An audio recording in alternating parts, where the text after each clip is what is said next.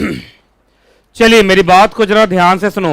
Company law के अंदर अब हम एक चैप्टर स्टार्ट कर रहे हैं, जिस चैप्टर का क्या नाम है? Transfer and transmission of securities. एक बार चैप्टर का नाम लीजिए, एक बार और, एक बार और, 3 बार नहीं बोलते हैं।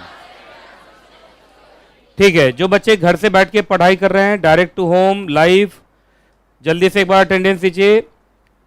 हर्ष स्टारलिंक, ये कौन स्टूडेंट है मेरा भाई? हैं? एनआरआई भी हमारे स्टूडेंट हैं। उसके बाद आयुष, उसके बाद विनय वर्मा, सनी शाह, मानस चौधरी, हेमा राजपूत, कशिश नौटियाल, श्रेया सिंह, कंचन प्रिया, तमन्ना प्रवीण, प्रिंसी कौशल, श्रेयांश तिवारी, सचिव जी, एक डेली कंपनी सेक्रेटरी जुड़ता है हम लोग के साथ, है ना, शिवम कुमार, गरिमा शर्मा, गुलाबसा प्रवीण, गुलाबसा सॉरी, है ना, उसको जिंदगी भर याद रहेगा, उसका नाम मैं ही गलत बोलता था। द मेडिटेशन माइंड्स, अच्छा चैनल का नाम है, ओहो, अब जो है लिखा हुआ मैं तो वही समझूंगा। उसके बाद महावीर, पिछली क्लास में महावीर का मतलब इतना एग्जाम्पल लिया कि वो यूट्यूब लाइव पे पहुंच गया।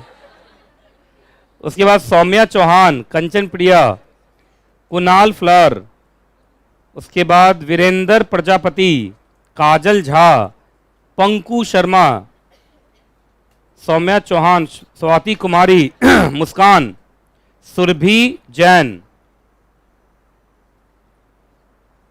सचिव जी बहुत एक्टिव है, सौम्या चौहान। चलिए जो बच्चे एग्जैक्टली यूट्यूब लाइव पे हैं, सबसे पहले यार स्टार्ट क्या करो वीडियो को लाइक करके, ये सबसे अच्छा माना जाता है। मधुर खट्टर, शिवम कुमार, श्रेया सिंह, कंपनी सेक्रेटरी भी एक है।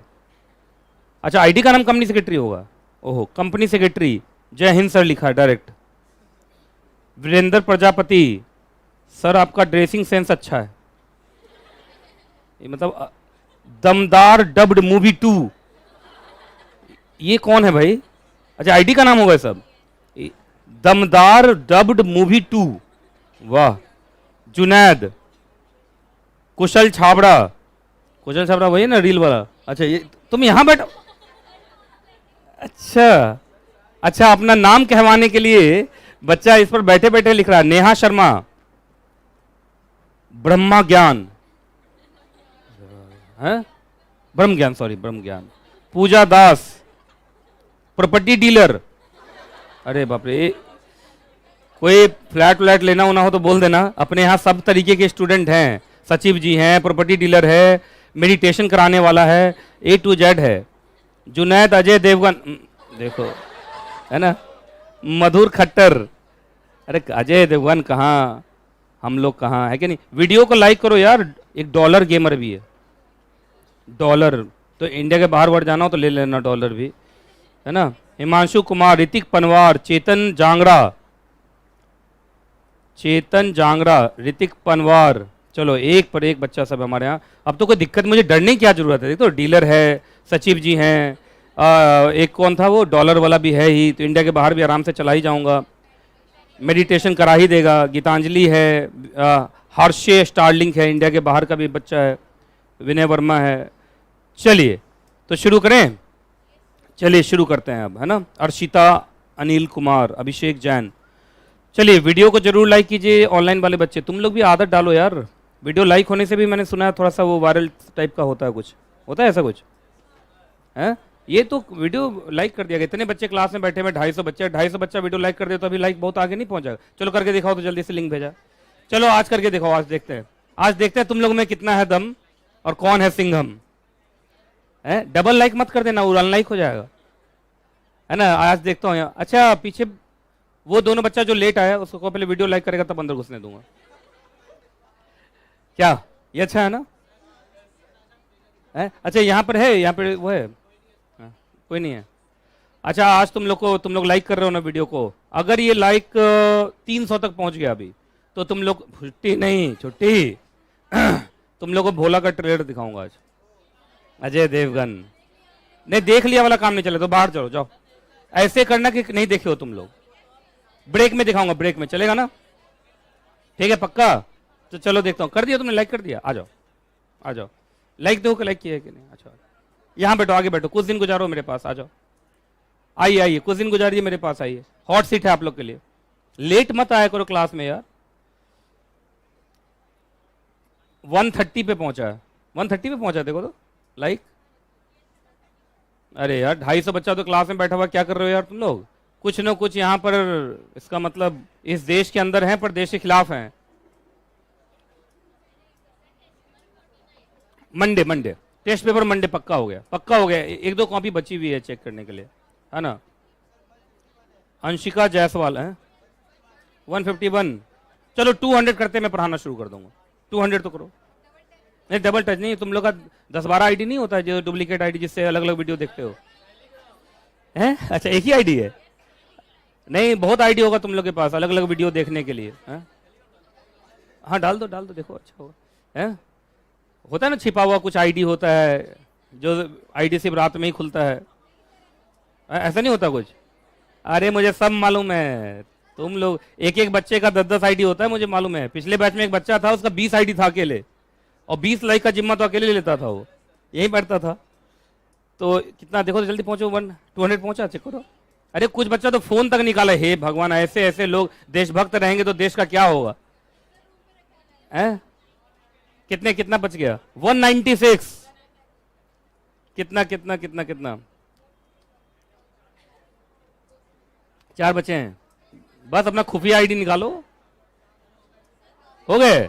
ओ चलो, अच्छा अरे यार तुम लोग के मेहनत से हुआ, लेकिन ये अब डेली होने का, ये काम अब डेली करने का ना, मजा आएगा, गूज बम्प आएगा, लाइफ में लगेगा कुछ अचीव किया तुमने, है कि नहीं? चलिए शुरू करें फिर चैप्टर। चलो मुझे लग रहा है सारे बच्चे, काफी बच्चे ऑनलाइन भी अब ज्वाइन हो चुके हैं। अब शुरू करते हैं पढ़ाई। आइए एकदम शांत हो जाओ। चैप्टर का नाम एक बार फिर से बोल दो यार, ये इतना धीरे धीरे बोलोगे तुम लोग? कोई बच्चा लास्ट में ऊटीज सिक्योरिटी। चलिए जल्दी बताओ इस चैप्टर में हम क्या क्या पढ़ने वाले, जल्दी जल्दी स्पीड में।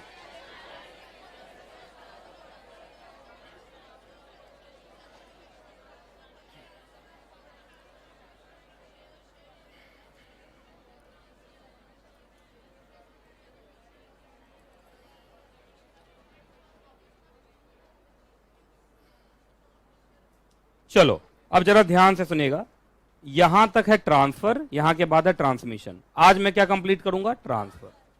अगली क्लास में ट्रांसमिशन। चलेगा? ऐसे लाइन खींच दो, खींच दिया लाइन। चलो एकदम शांत हो जाना, ध्यान से सुनते रहना जो मैं बोल रहा हूं, ठीक है? सेक्शन कौन कौन से आएंगे? रूल कौन सा आएगा? चलिए जी एकदम ध्यान से सुनते रहेंगे जो मैं बोल रहा हूं, ठीक है? आइए चलो भाई, सबसे पहले हम आज क्या पढ़ेंगे? ट्रांसफर। अगली क्लास में पढ़ेंगे ट्रांसमिशन। आज हम ट्रांसफर कंप्लीट कर लेंगे, ठीक? चलिए इधर देखिए, शांत हो जाओ। आप लोग को ट्रांसफर का मतलब क्या होता है पहले बताइए? एक पर्सन से दूसरे पर्सन को ट्रांसफर होना, इट मीन्स बेचना। देखिए transfer is a wider term. आप जब मॉड्यूल सेकंड में जाएंगे, कुछ बच्चा भी मॉड्यूल सेकंड में पढ़ रहा है, यहाँ पे दोनों मॉड्यूल में जो होगा, वहां ट्रांसफर प्रॉपर्टी पढ़ा रहा हूं, टोपा। वहां पर एक चैप्टर पढ़ा रहा हूं, उसका नाम टोपा है। टोपा में पढ़ते हैं ट्रांसफर के बहुत सारे मोड होते हैं। उस चैप्टर में हम 8 मोड पढ़ रहे हैं, 8 मोड्स। अब उसमें बताता हूं क्या क्या है। ट्रांसफर का मतलब सेल भी है, एक्सचेंज भी है ना, गिफ्ट भी है, लीज भी है, लाइसेंस भी है, एक्शनेबल क्लेम है, मॉर्गेज है, चार्ज है, ऐसे बहुत सारी चीजें हैं। Actually TOPA is the law relating to immovable property, लेकिन चूंकि हम यहां पर इस चैप्टर में क्या पढ़ रहे हैं? Transfer of shares, transfer of securities.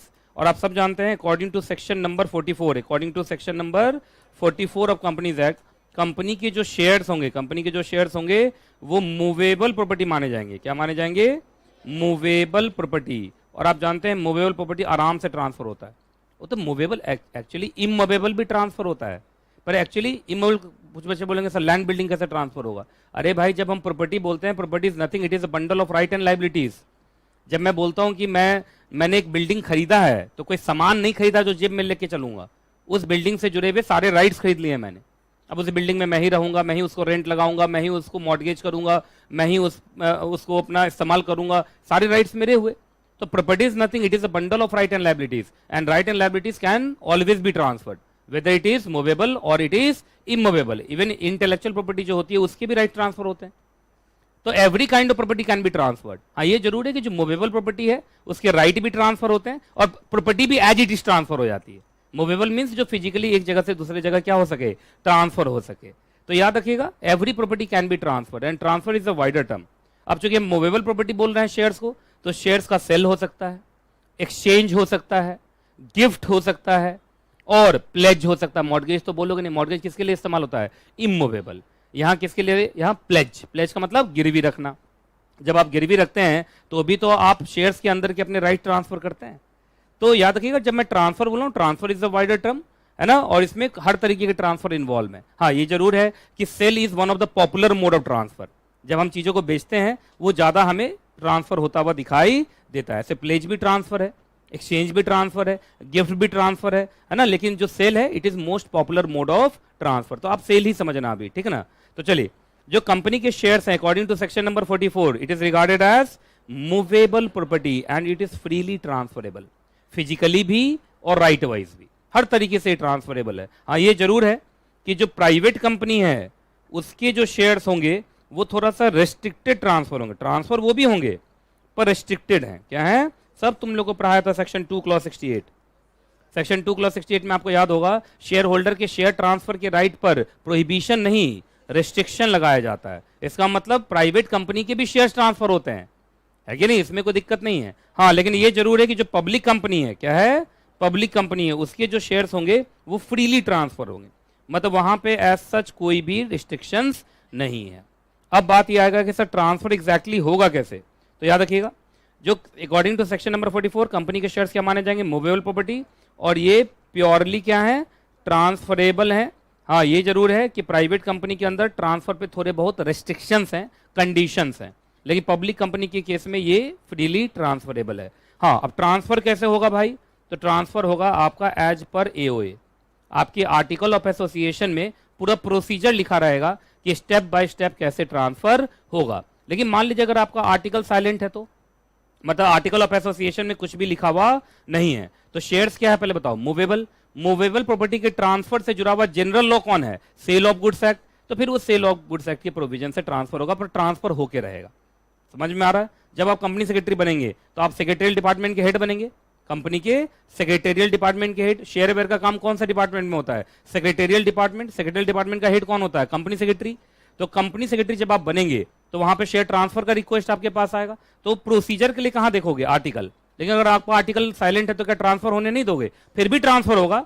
फिर ट्रांसफर कहां से होगा, फिर स्पेसिफिक लॉ से नहीं, जनरल लॉ। तो जल्दी बताइए, general law relating to, general law relating to transfer of movable property, transfer of movable property. बताओ तो कौन है general law, that is SOGA, sale of goods act. फिर वो सेल ऑफ गुड्स एक्ट से चलेगा। मतलब इसका मतलब शेयर आराम से ट्रांसफर होंगे, ट्रांसफर को कोई रोक पाएगा नहीं। अगर शेयर ट्रांसफर ना होते होते तो फिर इसके शेयर स्टॉक एक्सचेंज क्या कर रहा है ना, सेबी क्यों है, शेयर मार्केट क्यों है। स्टॉक एक्सचेंज पे, शेयर मार्केट में 24 घंटे क्या होता है, शेयर की खरीद बिक्री तो होती है, और शेयर की खरीद बिक्री is what, transfer of shares. तो याद रखिएगा, ट्रांसफर आराम से होगा। प्राइवेट कंपनी केस में बस थोड़ा सा क्या है, कंडीशनल ट्रांसफर है, पर पब्लिक कंपनी की केस में it is freely transferable. Transferability का अगर प्रोसीजर देखना है, क्या देखिए, आर्टिकल ऑफ एसोसिएशन। लेकिन आर्टिकल ऑफ एसोसिएशन साइलेंट है तो भी वो ट्रांसफर होगा as per the general law relating to transfer of movable property, that is SOGA. याद रहेगा। तो ये चार्ट मैं फिर से एक बार बोल दे रहा हूं, ठीक है, ध्यान से सुनते रहिएगा। सबसे पहले बताओ, according to section number 44 company के जो शेयर्स होंगे वो क्या माने जाएंगे, मूवेबल प्रॉपर्टी माने जाएंगे, और एकदम ट्रांसफरेबल होंगे। एकदम क्या होंगे, ट्रांसफरेबल। वो अलग बात है कि प्राइवेट कंपनी केस में ट्रांसफरेबिलिटी थोड़ी सी रेस्ट्रिक्टेड है, प्रोहिबिटेड नहीं, रेस्ट्रिक्टेड है कि वहां 200 से ज्यादा शेयर होल्डर ना हो जाए, इसीलिए तो।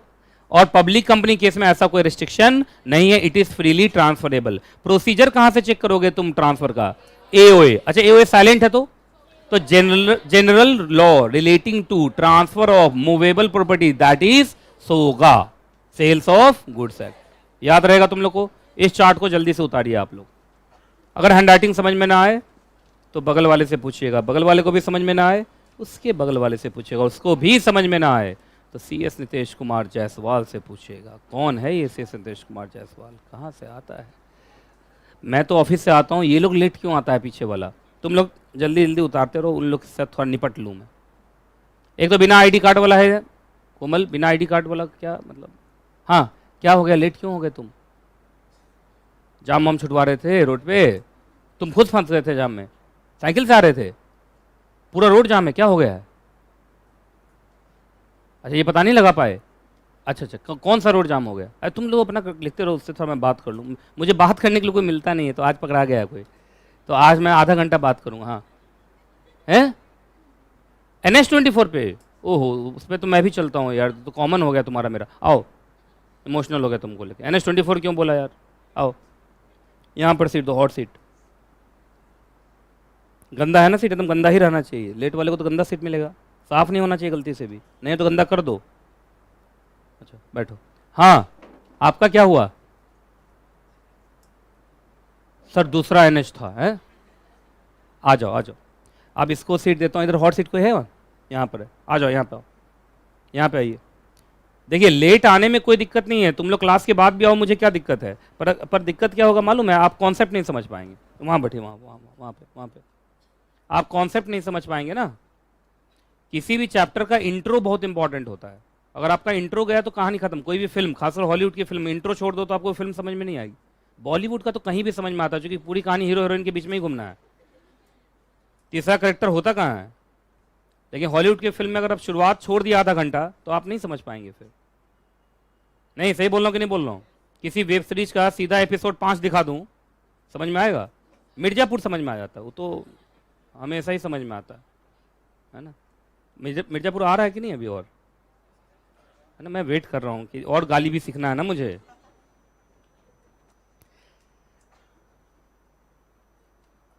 एक बच्चा क्वेश्चन पूछा, उसका जवाब दो तुम लोग। सर अगर आर्टिकल ऑफ एसोसिएशन साइलेंट है तो आर्टिकल को ऑल्टर करके क्या उसमें प्रोविजन डाला जा सकता है? यस यस, क्यों नहीं? Article is purely alterable document, आप आराम से उसको ऑल्टर करके प्रोविजन लिख दो। क्या जरूरी सोगा में जाने का? अब सोगा में जाने का मतलब समझते हो? कंपनीज एक्ट भी फॉलो करो और सोगा भी फॉलो करो। इससे अच्छा अपने आर्टिकल में ही 99.99% कंपनी आर्टिकल ऑफ एसोसिएशन में ट्रांसफर का पूरा क्या लिखती है? प्रोसीजर लिखती है। पॉइंट 1 में कहीं छूट गया तो फिर सोगा, मतलब सोगा इसलिए दिखा रहा हूं कि ये समझ लो शेयर्स आर फ्रीली ट्रांसफरेबल, उसको कोई रोक पाएगा नहीं। या तो कंपनीज एक्ट के आर्टिकल से होगा और नहीं तो सोगा से, ऊपर हो के रहेगा। मैं बस ये समझाना चाह रहा था, ट्रांसफर के मामले में मैं एकदम कट्टर हूं कि भाई शेयर्स तो ट्रांसफर होके रहेंगे। ये शेयर्स का फंडामेंटल फीचर है। क्या है? फंडामेंटल फीचर है। क्लियर है कि नहीं क्लियर है? पहले बताओ, अगर शेयर ट्रांसफर ना होते होते तो टेक ओवर नहीं हो पाता, नहीं समझे? मर्जर नहीं हो पाता, होल्डिंग सब्सिडरी का रिलेशन नहीं बनता, एसोसिएट कंपनी का रिलेशन नहीं बनता, होली ऑन सब्सिडरी का रिलेशन नहीं बनता। ये सब तो शेयर्स के आदान प्रदान से बनता है। अरे आदान प्रदान बिकम्स व्हाट? ट्रांसफर। तो ये बहुत इंपॉर्टेंट है। बात समझ में आ रहा? ये हैंडराइटिंग मुझे लगता है यहाँ थोड़ा गड़बड़ हो गया हो तुम लोग के साथ। ये समझ में आ गया था? General law relating to transfer of movable property, that is सोगा। सोगा का मतलब एकदम सही। तो आगे मैं बढ़ूं? तुम लोग को लग रहा होगा मैंने आउट ऑफ सिलेबस पढ़ा दिया, नहीं, लाइन बाय लाइन पढ़ जाइए, पूरा मैंने पढ़ा दिया। लाइन बाय लाइन पढ़ना बहुत जरूरी है, मालूम है ना? चलो जल्दी से पढ़ो।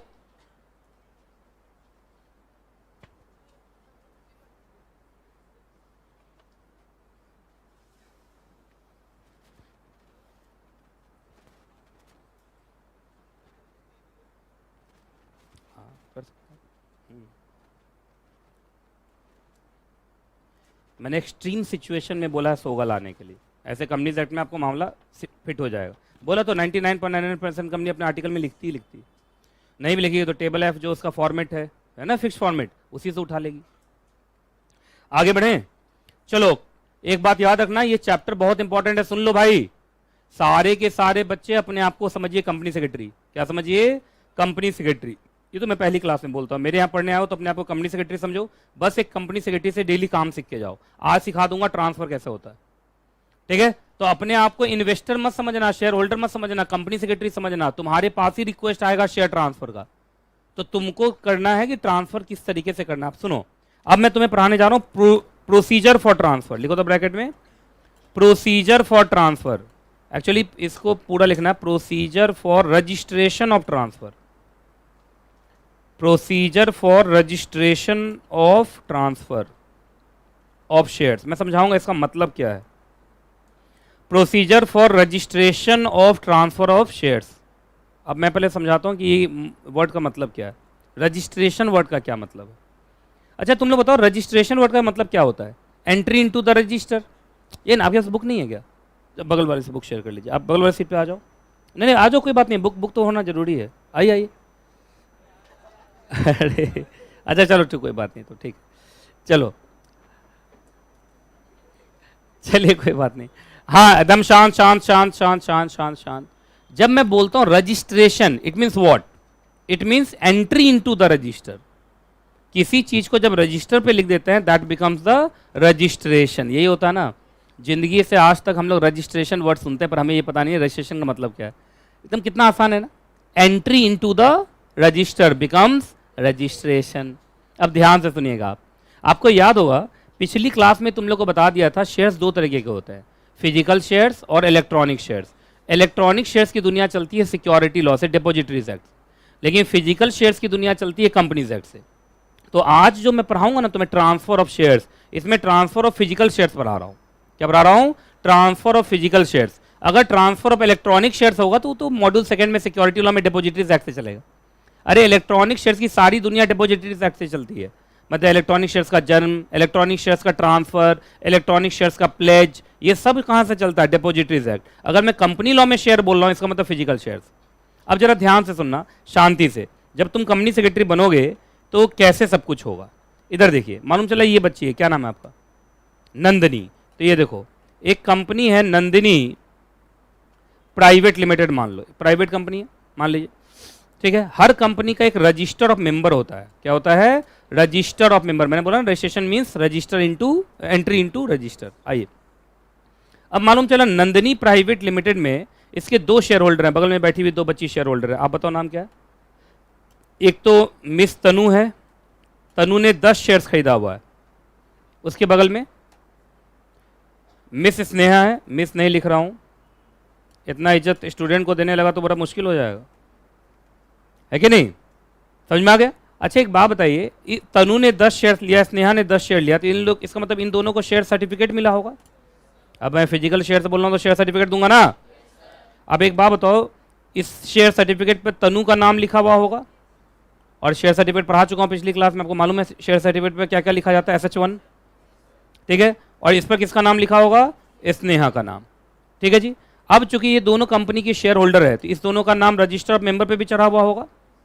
अरे बोलो, अब ध्यान से सुनते रहना जो मैं बोल रहा हूं। अब मालूम चला एकाएक जो तनु है अपने पीछे वाले बच्चे को शेयर बेचना चाहती है। पीछे बच्चा बैठा हुआ है, क्या नाम है? हैं? क्या? आज एक बात बताओ, तुम लोग ये 14 फरवरी के बाद ये मतलब इतना लड़की लड़के के मामले में इतना तुम लोग मतलब अजीब तरीके से एक्ट कर रहे हो। उसको बोला मैं वो लड़की के बगल में बैठ जाओ, बैठने के लिए तैयार नहीं है। इधर से उसको बोला कि अपना नाम बता दो तो बोला लड़की के साथ मेरा नाम मत लिखिए। ये मतलब इतना हेजिटेशन लड़की लड़कों के मामले में क्या हो गया? कल मतलब या तो बजरंग दल से मार खाए हो तुम लोग, पार्क वार्क में घसीटे गए हो, क्या हुआ है? मतलब लड़की लड़का में इतनी दूरियां क्यों बन रही हैं? अच्छा आज से कोई नया डे शुरू हुआ है, स्लैप डे टाइप का कुछ ऐसा, तो उन लोगों को डर लग रहा है कि कहीं लड़की के बगल में बैठे तो कहीं स्लैप ना कर दे। नहीं ऐसा कुछ नहीं, प्लीज ऋतिक तुम खुल के बोल सकते हो, तनु तुमको नहीं मारेगी पीटेगी। चलो तो तनु अपना शेयर किसको बेचना चाहती है? ऋतिक को। बात समझ में आ गया? यही ऋतिक, यही स्पेलिंग है ना, हिरितिक वाला तो नहीं है? एच वाला? अच्छा अच्छा, याद है ऋतिक रोशन का हिरितिक वाला होता है। चलो मैं बचपन में उसको हिरितिक रोशन पढ़ता था, बाद में पता चला कि एच क्या है, साइलेंट। एक तो इंग्लिश में कहीं कुछ सिखाया कि कब कौन साइलेंट होता है पता ही नहीं है। आइए जी ऋतिक को। अच्छा एक बात बताओ, जैसे ऋतिक तनु के घर पे आया, तनु के घर पे आया, बैठा 10-20 कप चाय पी गया, 3-4 डब्बा बिस्किट खा गया, तो तनु को गुस्सा कि हो गया भाई ज़्यादा इज्जत कर दिया तुम्हारा, बता क्यों आया है? तो ऋतिक बोला कि तुम्हारा शेयर्स खरीदने आया हूँ। तो मान लो तनु तैयार हो गई शेयर्स देने के लिए, तो शेयर्स कैसे दी होगी? ये वाला शेयर सर्टिफिकेट दे दी होगी इसको, लेकिन इस वाले शेयर सर्टिफिकेट में तो अभी भी तनु का नाम लिखा हुआ है और शेयर सर्टिफिकेट, और पैसा ले ली होगी। तो ऐसे नहीं ना होगा यार, ऐसे थोड़ी होगा। मान लीजिए ऋतिक ने शेयर्स खरीद भी लिया, पेबीज के हाथ में तनु का नाम छपा हुआ और शेयर सर्टिफिकेट होगा। तो अब सुनो, अब आएगा रजिस्ट्रेशन ऑफ ट्रांसफर। क्या वर्ड आएगा? Registration of transfer. ट्रांसफर हो चुका है पर इसका अभी रजिस्टर एंट्री हुई नहीं है। अब सुनो इधर क्या होगा, इधर सुन लो अच्छे से। अब एक बात बताइए, इसमें तनु ज्यादा परेशान रहेगी कि ऋतिक? ऋतिक, क्योंकि ऋतिक ने पेमेंट किया है। अब ऋतिक ज्यादा परेशान है। अब ऋतिक कंपनी के पास पहुंचेगा। कंपनी के पास पहुंचने का मतलब कंपनी के कंपनी सेक्रेटरी के पास पहुंचेगा। अरे कंपनी में कौन डिपार्टमेंट में जाएगा? सेक्रेटरी डिपार्टमेंट में ना। और सेक्रेटरी डिपार्टमेंट का हेड कौन है?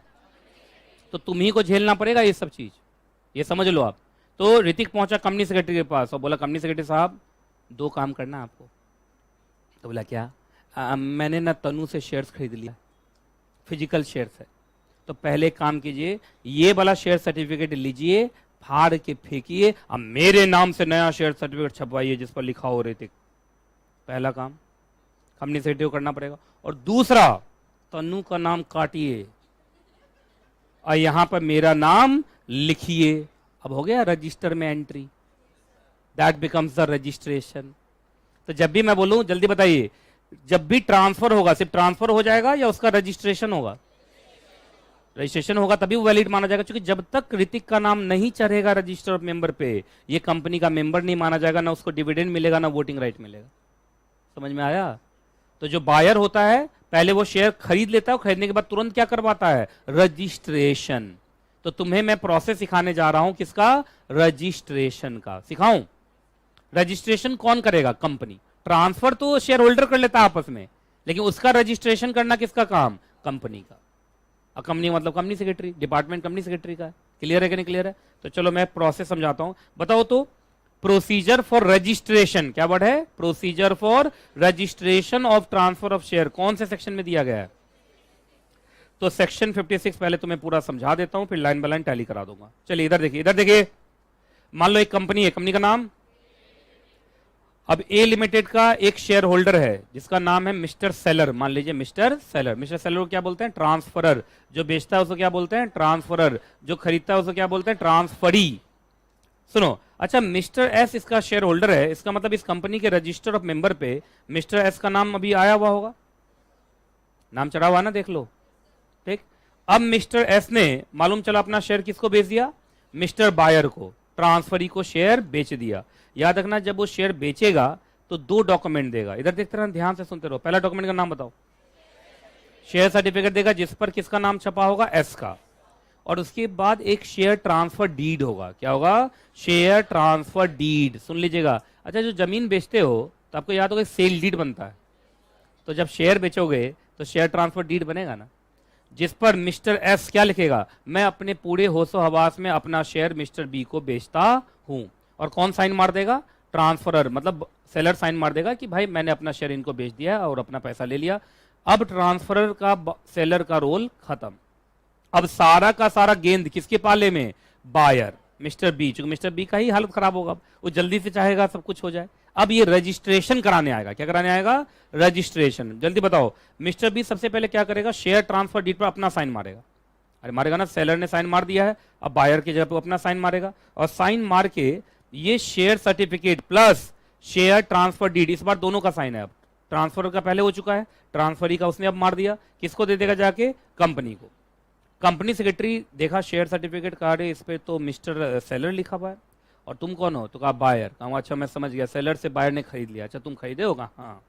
तो कहा खरीदो, इसका कोई सबूत है? क्या पता चोरी करके ले आए हो? कहा शेयर ट्रांसफर डीड पर देखिए उसने लिखा है कि मैं अपने पूरे होशो हवास में शेयर आपको बेचता हूँ।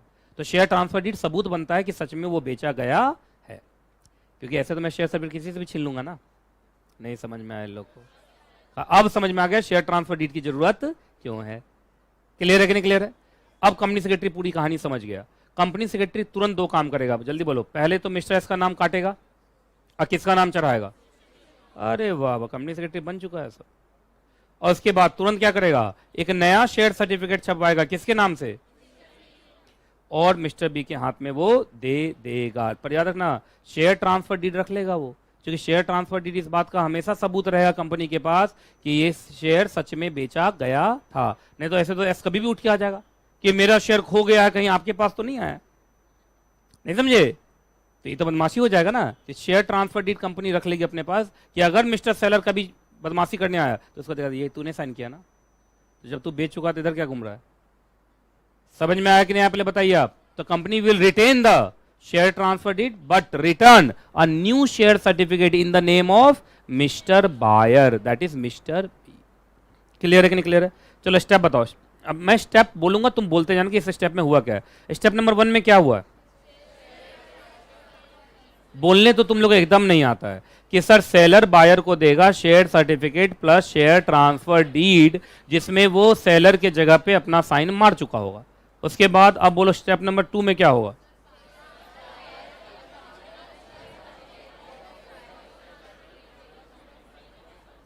स्टेप नंबर 3 में क्या होगा? पुराने का नाम काटेगी। नंबर 4 में क्या होगा? नए का नाम लिखेगी। नंबर 5 में क्या होगा? है ना? मुझे लगता बड़ा आसान था। अच्छा, लेकिन ये सारा काम करने में कंपनी को काफ़ी टाइम लगेगा, लगभग 1 महीने का टाइम लग जाता है। और पिछली क्लास में पढ़ा चुका हूँ कि ट्रांसफर ट्रांसमिशन का रिक्वेस्ट आए तो कंपनी नया शेयर सर्टिफिकेट 1 महीने तक का टाइम ले सकती है। सब भूल भाल के तैयार, मुझे मालूम है। याद है? ओहो, ये चार्ट बुक में बना हुआ होगा। तुम लोग को तो कुछ करना ही नहीं है, क्लास में आना है, बस एक आदमी इंटरटेन कर रहा है, इंटरटेन होना, ही हूँ करके निकल जाना है। पर इस सब का रिजल्ट मुझे चाहिए एग्ज़ाम में। एग्ज़ाम अच्छा ही होना चाहिए। खराब हुआ तो याद रखिएगा, जहाँ मिलोगे वहीं पीटूंगा। यस, धमकी है प्रॉपर। अब सबसे बड़ा यूएसपी हमारा क्या है? Line by line. अब हम वो करेंगे। आइए शुरू करें। सेक्शन नंबर 56 का कहना है कंपनी तब तक रजिस्टर नहीं करेगी तुम्हारा ट्रांसफर ऑफ सिक्योरिटी जब तक ये ना हो जाए। अब आपको मालूम है एक नेगेटिव और एक नेगेटिव काट दूं तो पॉजिटिव बन जाएगा। इसका मतलब ये नीचे लिखे गए प्रोसेस अगर हो गए तो कंपनी शेयर ट्रांसफर करेगी, अदरवाइज कंपनी शेयर ट्रांसफर नहीं करेगी। कंडीशन नंबर 1, आपको शेयर ट्रांसफर डीड देना पड़ेगा। यहां लिखो शेयर ट्रांसफर डीड। अरे इंस्ट्रूमेंट ऑफ ट्रांसफर क्या होता है? शेयर ट्रांसफर डीड ही होता है ना। इंस्ट्रूमेंट का मतलब डॉक्यूमेंट। लिखा share transfer deed. Share transfer deed का फॉर्मेट बताओ कहां दिया गया है? SH4। तो SH4 में, शेड्यूल 4 नहीं, SH4 company share capital and debenture rules का format number SH4, form number SH4, याद रहेगा। आइए उसके बाद एक बात बताइए, क्या शेयर ट्रांसफर डीड इंस्ट्रूमेंट है? Yes, and every instrument is liable to stamp duty. तो आपको स्टैम्प ड्यूटी भी उस पर देना पड़ेगा। अच्छा एक बात बताइए, शेयर ट्रांसफर डीड पे स्टैम्प पेपर होगा या एडहेसिव स्टैम्प, मतलब चिपकाने वाला? एडहेसिव। अरे जब फॉर्मेट यहाँ पर दिया हुआ है कंपनीज एक्ट में तो स्टैम्प पेपर पर थोड़ी छापोगे उसको, वो उस पर क्या लगेगा? चिपकाने वाला नहीं होता है जो पोस्ट ऑफिस से खरीदते हैं टिकट, उसको बोलते हैं स्टैम्प, है ना? तो वो रेवेन्यू स्टैम्प लगेगा। क्या लगेगा? हाँ, रेवेन्यू स्टैम्प। अच्छा क्या इस पर डेट लिखा हुआ होना चाहिए? अरे डेट लिखा होना चाहिए, अगर डेट नहीं लिखा हुआ होगा तो मुश्किल हो जाएगा। और उसके बाद क्या दोनों का साइन होना चाहिए? एग्जीक्यूटिव का मतलब साइंड। लिखो एग्जीक्यूटिव का मतलब साइंड। जब हम बोलते हैं ना इंस्ट्रूमेंट एग्जीक्यूट हो गया, इसका मतलब इंस्ट्रूमेंट क्या हो गया? साइन हो गया। क्या दोनों का साइन होना चाहिए? ट्रांसफरर एंड ट्रांसफरी दोनों का साइन होगा तभी कंपनी करेगी, अदरवाइज कंपनी नहीं करेगी। आइए उसके बाद सिर्फ इतना हो या कंपनी को डिलीवर किया गया हो? कौन डिलीवर करेगा? दोनों में से कोई भी चला जाए, ट्रांसफरर या ट्रांसफरी, पर मुझे लगता है ट्रांसफर ही जाता होगा। नहीं, उसे जाने के लिए दोनों जा सकता है, ठीक है। और सबसे इंपॉर्टेंट वर्ड है कितने दिन में जाओगे? जिस दिन एग्जीक्यूट हुआ है उससे 60 दिन के अंदर। अच्छा एग्जीक्यूट कब माना जाएगा? जब दोनों का साइन हो जाए। दोनों के साइन के 60 दिन के अंदर उनको कंपनी के पास पहुंच जाना है। अगर वो कंपनी के पास 60 दिन के अंदर नहीं पहुंचे तो फिर कंपनी शेयर ट्रांसफर को रजिस्टर नहीं करेगी। तो लिमिटेशन पीरियड कितना है? 60 डेज। और ओके, क्या उसके साथ शेयर सर्टिफिकेट भी अटैच होगा? ये शेयर सर्टिफिकेट है। क्या है? Share certificate. अच्छा शेयर सर्टिफिकेट खो गया है तो, या शेयर सर्टिफिकेट खो गया है तो लेटर ऑफ अलॉटमेंट। आपको याद होगा ये खो क्यों गया है? मालूम चला अभी तक शेयर अलॉट ही नहीं हुआ था, बस घर पे क्या पहुंचा था? शेयर अलॉटमेंट लेटर पहुंचा था, पर शेयर सर्टिफिकेट छपा नहीं था। अच्छा एक एग्जाम में एक बार केस आया था, मैं तुमसे पूछता हूँ, रुको इधर। इसका मतलब ये तो नॉर्मल है, शेयर सर्टिफिकेट भी दोगे, लेकिन अब एक केस पूछ रहा हूँ। इधर देखिए, मैं कंपनी हूँ, मैं पब्लिक इशू लेके आया, इन्होंने शेयर्स के लिए अप्लाई किया, इन्होंने शेयर्स के लिए अप्लाई किया, मैंने इनको शेयर्स अलॉट कर दिया, इनके घर पे भेज दिया शेयर अलॉटमेंट लेटर, पर शेयर सर्टिफिकेट अभी पहुंचा नहीं है। आपको याद होगा शेयर सर्टिफिकेट पहुंचने में थोड़ा टाइम लगता है, छपेगा इसके नाम से पहुंचेगा। अच्छा छपेगा इसके नाम से पहुंचेगा, इससे पहले इन्होंने शेयर ट्रांसफर कर दिया किसी को, क्या ये कर सकती है? अब चूंकि इसके पास शेयर सर्टिफिकेट तो है नहीं, तो ये क्या देगी सामने वाले को, लेटर ऑफ अलॉटमेंट। तो शेयर सर्टिफिकेट जब क्या रहेगा, letter of allotment. Company secretary वो देख के समझ जाएगा कि शेयर्स अलॉट इनको होना था, लेकिन इन्होंने चूंकि शेयर्स को आगे बेच दिया है, तो अब हमें डायरेक्टली उनको अलॉट कर देना है, उनके घर पे क्या भेज देना है, शेयर सर्टिफिकेट। क्लियर है कि नहीं क्लियर है? तो अगर शेयर सर्टिफिकेट छप के पहुंच चुका है तो शेयर सर्टिफिकेट अटैच करो। अगर शेयर सर्टिफिकेट तुमको नहीं पहुंचा हुआ अभी तक, तो अलॉटमेंट लेटर ही होगा तुम्हारे पास, वही इस बात का सबूत है कि तुमको शेयर्स मिलना है, तो अलॉटमेंट लेटर अटैच कर दीजिए। दोनों में से कोई भी चलेगा। बात समझ में आ गया? पर ज़्यादातर मुझे लगता है शेयर सर्टिफिकेट ही अटैच होता होगा, क्योंकि इतना जल्दी भी कोई शेयर ट्रांसफर कर दे ये भी थोड़ा मुश्किल ही है कि अभी शेयर सर्टिफिकेट भी नाम उसके नाम से नहीं छपाया, मालूम चला वो शेयर क्या कर रहा है, ट्रांसफर कर रहा है। लेकिन होने के लिए वो भी हो सकता है, इसमें कोई दिक्कत वाली बात नहीं है। याद रहेगा, कोई दिक्कत? चलिए जी, हेडिंग बोलो। तो अच्छा नहीं, हेडिंग क्यों बोलोगे, पहले एक काम करो, तुम लोग बताओगे चार्ट कैसे कैसे सब कुछ होगा। चलो बोलो, सबसे पहले क्या होगा? पहले तो ये हुआ रहेगा, इसको छोड़ो। कंपनी का एक पहले का शेयर होल्डर है, उसका नाम कहाँ चल रहा है, रजिस्टर ऑफ मेंबर पे चल रहा है। अब इसने अपना शेयर बेच दिया है, अब बताओ कैसे होगा?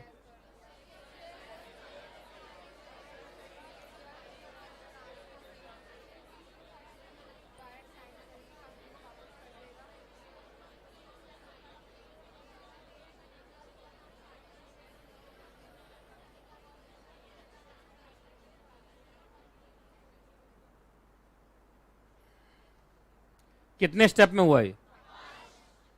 अभी कोई बाहर से बच्चा आ जाए, उसको लगेगा कि वो फिजिक्स का क्लास चल रहा है। आपको याद होगा फिजिक्स में ना ऐसा चार्ट वार्ट बनता है, सीमेंट बनाना, ये बनाना। केमिस्ट्री में बनता है, किसमें बनता है वो? ऐसे ही बनता है, ऐसे ही कुछ रहता है वहां पे, ऐसे बना ऐसे बना है। किसे बनता है? मैकेनिक्स। ये क्या है? केमिस्ट्री में आज तक मुझे एक ही चीज याद है, Na का मतलब सोडियम होता है और Cl का मतलब कैल्शियम होता है। Na क्लोरीन होता है। ओ अच्छा, कैल्शियम किसका होता है? सी।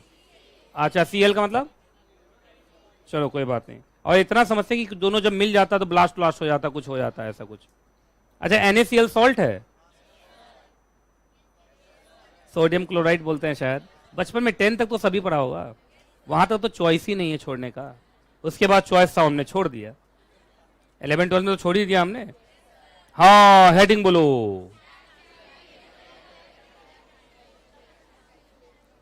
बताइए यहां कौन सा स्टैंप लगेगा? Revenue stamp. तभी तो वर्ड लिखा अफिक्शन। अफिक्शन का मतलब चिपकाना। अरे अफिक्स का मतलब चिपकाना होता है ना। कैसे चिपकाते हैं? ऐसे ही छी छी छी, ओहो, गम से चिपकाते हैं। हमारे लाइफ में जितने गम हैं, कभी रेवेन्यू स्टैम्प देखे हो लाइफ में? कभी भी इंडियन स्टैम्प एक्ट पढ़ाऊंगा तो तुमको दिखाऊंगा। रेवेन्यू स्टैम्प बहुत बार देखा होगा तुम लोगों ने। चलिए खैर, वो JIGL में है। कहाँ है? JIGL।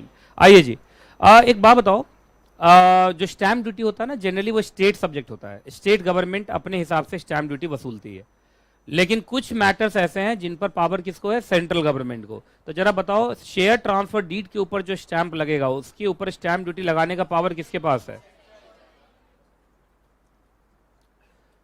क्योंकि share transfer deed share transfer पे लगता है, और शेयर्स कंपनीज एक्ट का है, कंपनीज एक्ट सेंट्रल लॉ है, तो स्टैंप ड्यूटी भी कौन लेगा? Central government. वो अलग बात है कि बाद में वो स्टेट गवर्नमेंट के साथ बांट सकता है।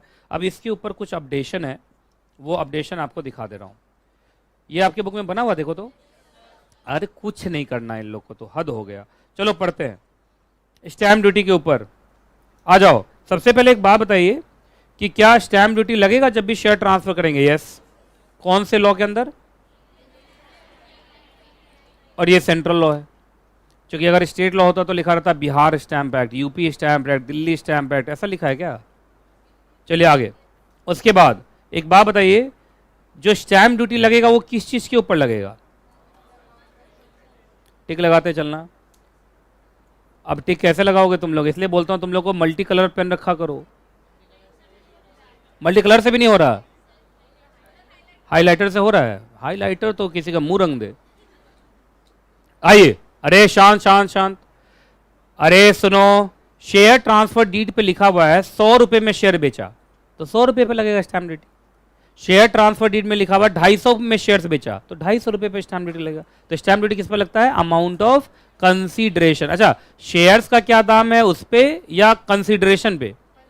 हो सकता है शेयर का दाम 400 रुपया हो, पर मैंने 300 में बेचा हो सकता है शेयर्स का दाम 400 हो पर मैंने 500 में बेचा हो। तो भाई शेयर्स का दाम कितना ये इंपॉर्टेंट नहीं है, अमाउंट ऑफ कंसीडरेशन कितना ये इंपॉर्टेंट है। अरे जमीन का भी तो ऐसे ही स्टैम्प ड्यूटी लगता है कि कितने में जमीन बिका है कि नहीं। आगे बढ़े, चलिए अब जरा ध्यान से सुनिएगा जो मैं बोल रहा हूँ। एक बात बताइए, यहाँ जो अमाउंट ऑफ कंसीडरेशन निकालोगे उसको बोलते हैं value of share. Value of share का मतलब जो मार्केट वैल्यू है वो, या उस शेयर पे कितना पैसा मिल रहा है सामने वाले को, वो share would fetch at the time of transfer, ये इंपॉर्टेंट वर्ड है ना, and not the face value. Face value से कोई मतलब नहीं है, वो शेयर कितने में बिका है ये इंपॉर्टेंट है, और जितने में वो शेयर बिका है that becomes the value of shares. तो ना मार्केट वैल्यू चेक होगा ना फेस वैल्यू चेक होगा, कितने में बिका है वो चेक होगा, एंड जितने में बिका that becomes the value of shares. आगे बढ़े, उसके बाद देख लो अब वैल्यू में क्या क्या लोगे। कंसीडरेशन एक्चुअली पेड और अग्रीड टू बी पेड दोनों ऐड होगा अगर है तो। जैसे अभी दिया है 200 रुपया और उसमें लिखा हुआ है कि 300 बाद में दूंगा, तो 200 प्लस 300 500 हुआ ना, तो उसको मिलेगा बाद में 300, उसको छोड़िए, स्टैम्प ड्यूटी तो अभी 500 पे देना पड़ेगा। सरकार थोड़ी वेट करते रहेगी तुमको 300 कब मिलेगा। सरकार तो बस जो तुम्हारे शेयर ट्रांसफर डीड पे लिखा हुआ है, जो मिल गया या जो मिलना है, सबको जोड़ के देखा जाएगा, उसी पर तुमसे क्या ले लिया जाएगा, स्टैम्प ड्यूटी। याद रहेगा। आगे चलिए बाकी तुम लोग को मालूम है यहाँ कौन सा स्टैम्प लगेगा, एडहेसिव। क्या लगेगा, एडहेसिव। और याद रखना एडहेसिव स्टैम्प को हमेशा कैंसिल करना होता है। तुमने देखा होगा बचपन में एडहेसिव स्टैम्प रहता है, उस पर ना पोस्ट ऑफिस का ठप्पा लगा रहता है, देखे हो, उसको कैंसिल। नहीं तो अगर आप उस पर ठप्पा नहीं लगाएंगे तो मालूम चलो कोई उखाड़ के दूसरे पे लगा देगा, उससे तो सरकार को लॉस हो जाएगा, नहीं हो जाएगा। और हम लोग बचपन में ये काम करते भी थे। तुम लोग क्या, खैर तुम्हारा बचपन और मेरा बचपन में काफ़ी डिफरेंस है। मेरे बचपन में उस समय लेटर्स होते थे, तो तुम लोग के जन्म में तो लेटर्स होते नहीं, होते हैं अभी भी। अरे अभी भी कोई मैगजीन वैगजीन तो आता होगा, तो उस पर लगा रहता है वो पोस्ट ऑफिस का स्टैम्प। तो तुम देखना उस पर स्टैम्प पे क्या लगा रखेगा, वो पूरा का पूरा ठप्पा मार के रखता है जिससे कि तुम उसको दोबारा यूज ना कर सको। तो 5 चीजें बताई हैं मैंने स्टैम्प पे, तुम पांचों बोलो।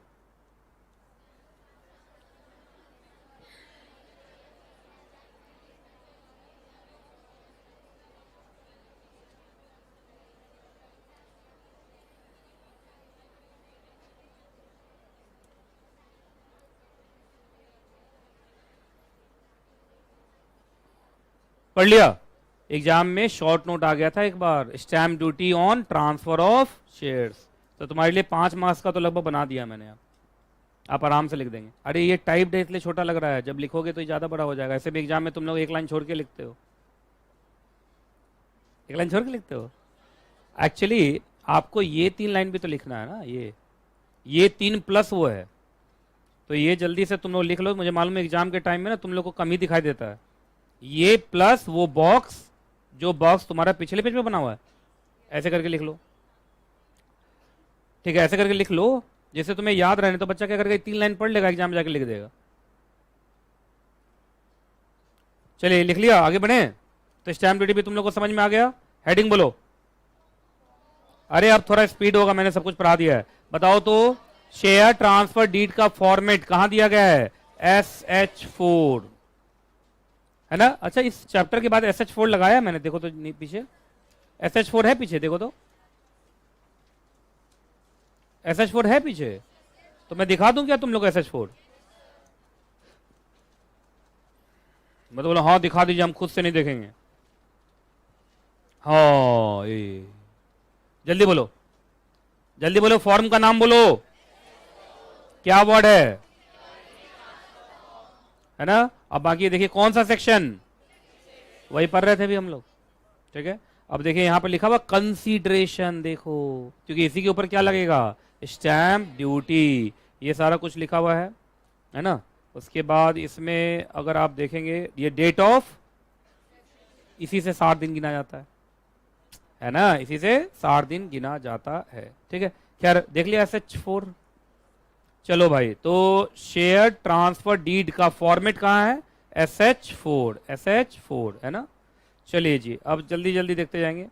अच्छा एक बात बताइए, SH4 पे क्या आपको एग्जीक्यूट करना पड़ेगा और डेट ऑफ एग्जीक्यूशन लिखना पड़ेगा, और जिस दिन एग्जीक्यूशन हुआ उससे 60 दिन के अंदर ये किसके पास डिलीवर करो, कंपनी के पास, तभी जाके वो शेयर ट्रांसफर को रजिस्टर करेंगे, ऐसे वो रजिस्टर नहीं करेंगे। आगे बढ़े, आ जाओ। एक बार तुम कंपनी को दे दिए कि साहब ये लीजिए शेयर ट्रांसफर डीड, ये लीजिए शेयर सर्टिफिकेट, अब जल्दी से ट्रांसफर को क्या कर लीजिए, रजिस्टर कर लीजिए। कंपनी कितने दिन में कर लेगी?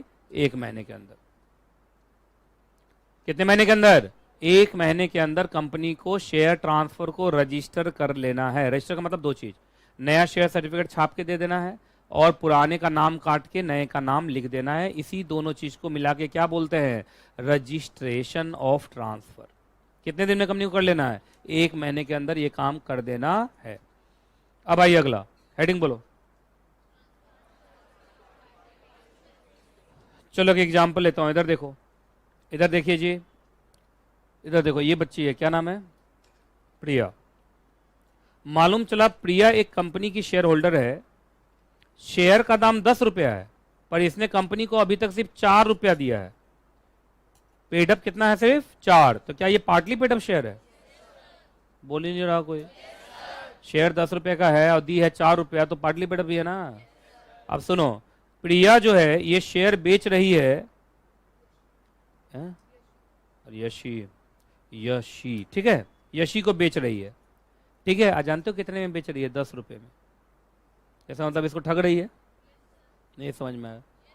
अरे 4 रुपया पेडअप है तो 4 ही रुपया ना मिलेगी सामने वाले से, ये है कि नहीं? अगर फेस वैल्यू पे शेयर बेच रही होगी तो कह रही है 10 रुपया दो, उसको बेवकूफ़ समझ रही है, उसको लग रहा है गांव से आई भी, पर इसको ऐसा लग रहा है कि गांव से आए हुए लोग बेवकूफ़ होते हैं, पर गांव से आए हुए लोग बेवकूफ़ होते हैं? आज ये देश गांव ही चला रहा है कि नहीं? सही बोल रहा हूँ कि नहीं बोल रहा हूँ? तो मेरी बात को जरा ध्यान से सुनिएगा। तो देखो, फ्रॉड ना हो इसलिए एक स्टैंडर्ड प्रोसीजर है कंपनीज एक्ट में। जब भी यशी लेके पहुंचेगी ना कंपनी के पास, आपको याद है यशी लेके पहुंचेगी ना कंपनी के पास, सर पूजा का, प्रिया का नाम काट के मेरा नाम लिख दो, तुरंत कंपनी सेक्रेटरी जहां देखा, अच्छा ये तो कौन सा शेयर है? Partly paid up. तुरंत वो कंपनी सेक्रेटरी क्या करेगा? इसको नोटिस भेजेगा। किसको नोटिस भेजेगा? बायर को। और इस नोटिस में लिखा रहेगा, मैडम कुछ दिन पहले आपने शेयर ट्रांसफर का रिक्वेस्ट डाला है और हमने चेक किया ये पार्टली पेडअप शेयर्स आपके नाम पे आने वाला है। आपको ये बात पता है ना कि इस पर 4 ही रुपया पेडअप है, बाद में 6 रुपया का कॉल हम आपको भेजेंगे। आपको मालूम है ना, जब 6 रुपया कंपनी मांगेगी तो किससे मांगेगी? अब इससे मांगेगी। तो आपको पता है ना ये चीज? तो ये इधर से बोले नहीं पता है, तो नहीं पता है तो फिर बस हो गया। तो कंपनी सेक्रेटरी कहेगा पहले आपस में मारपीट कर लो, उसके बाद आना। लेकिन अगर ये बोले तो कि हाँ मुझे पता है, सामने वाले ने भी मेरे से 4 ही रुपया लिया है, वो कोई फ्रॉड लड़की नहीं है, वो मुझे बता के बेचेगी, पार्टली पेडअप है, बाद में 6 रुपये की लायबिलिटी मेरे ऊपर आने वाली है। अगर इसने इधर से कुछ बोल दिया, अच्छा बोल दिया, तो फिर कंपनी सेक्रेटरी आगे शेयर ट्रांसफर रजिस्टर कर लेगा। लेकिन अगर इधर से जवाब नहीं आया या नेगेटिव जवाब आया तो फिर कंपनी सेक्रेटरी उसको रजिस्टर नहीं करेगा। अब बताओ ये कितना अच्छा प्रोसीजर है कि नहीं, बताइए आप। तो जरा पढ़ के देखो, तो ऐसे ही लिखा हुआ, जरा पढ़िए तो। अच्छा, कंपनी सेक्रेटरी कौन से फॉर्मेट पे नोटिस भेजेगा? किसको भेजेगा? बायर। ट्रांसफरी कौन होता है? बायर। और इसको नो ऑब्जेक्शन कितने दिन में दे देना है? 2 वीक्स में दे देना है, जब इसके घर पे क्या पहुंचा है? लेटर। अगर 2 वीक्स में ये नहीं दी तो सुन लो, अगर 2 वीक्स में ये नो ऑब्जेक्शन नहीं दी तो फिर शेयर ट्रांसफर वो नहीं होगा, छोड़ दिया जाएगा। तो इसमें कंपनी की गलती नहीं है, मैं साफ बोल दे रहा हूं, है कि नहीं? अब इसको नो ऑब्जेक्शन 2 वीक में देना पड़ेगा, क्योंकि बाद में कंपनी पर आएगा ना। मालूम चला कंपनी सेक्रेटरी ने रजिस्टर कर दिया, अब बाद में जब इसको 6 रुपए का कॉल नोटिस भेजा तो 600 गाली लिख के भेजी है कंपनी को, कहीं मुझे पता ही नहीं था, आपको बताना चाहिए था उस समय। तो कंपनी बताई है कौन से फॉर्म में? SH5। याद रहेगा, ये पढ़ लिया तुम लोगों ने? आगे बढ़े, हेडिंग बोलो। हेडिंग जरूर बोलना चाहिए, बोलो, टिक मारो। अच्छा, एक क्वेश्चन पूछता हूं, उसका जवाब दो। एक्चुअली एग्जाम में कभी भी what is, when is, how is वाला क्वेश्चन नहीं आता है। कंपनी लॉ के अंदर ये केस बनाते हैं, तो मैं जो नहीं बोलता, मैं तुमसे एक केस बना के पूछता हूं, तो वही केस एग्जाम में आ जाएगा। तो चलो मैं पूछूं, देखिए इधर देखिए, इधर देखिए। एक कंपनी है ए लिमिटेड, इसका एक रजिस्टर्ड मेंबर होगा, और हर कंपनी का रजिस्टर्ड मेंबर होता है ना। इसमें मालूम चला मिस्टर एफ का नाम चढ़ा हुआ है कि मिस्टर एफ के पास कितने शेयर्स हैं कंपनी के, और ये है मिस्टर एफ। मिस्टर एफ, और इनके पास शेयर सर्टिफिकेट है, मिस्टर एफ का नाम लिखा हुआ है और 100 शेयर्स लिखा हुआ है। कोई दिक्कत? अब सुनिए, मिस्टर एफ की मृत्यु हो गई, मर गया, मिस्टर एफ मर गया, तो ये ये जो शेयर है ये ऑटोमेटिकली ट्रांसमिट हो जाएगा इसके बेटे को, है ना, तो मिस्टर सन। अच्छा याद रखिएगा, एक इनहेरिटेंस लॉ है भारत में, वो कहा जाता है जहां पिताजी ने अंतिम सांस ली उसके अगले अगले पल से उनकी सारी प्रॉपर्टी उनके बेटे को ट्रांसफर हो जाती है, या लीगल रिप्रेजेंटेटिव को या लीगल हायर को, जो भी हो। क्लियर है जी? हाँ अच्छा, लेकिन एक बात बताइए, अभी तक इसने ट्रांसमिशन करवाया नहीं है कंपनी के अंदर जाके। जैसे ये एस जाए कंपनी में, बोले फादर मर गए, फादर का नाम काट के मेरा नाम लिखिए, ऐसा उसने कुछ भी किया नहीं है। इसका मतलब अभी भी कंपनी के रजिस्टर ऑफ मेंबर पर किसका नाम चल रहा है? मैं ये पूछ रहा हूं क्या मिस्टर सन ये शेयर्स बेच सकता है आगे? अभी तक सन का नाम नहीं चढ़ा है।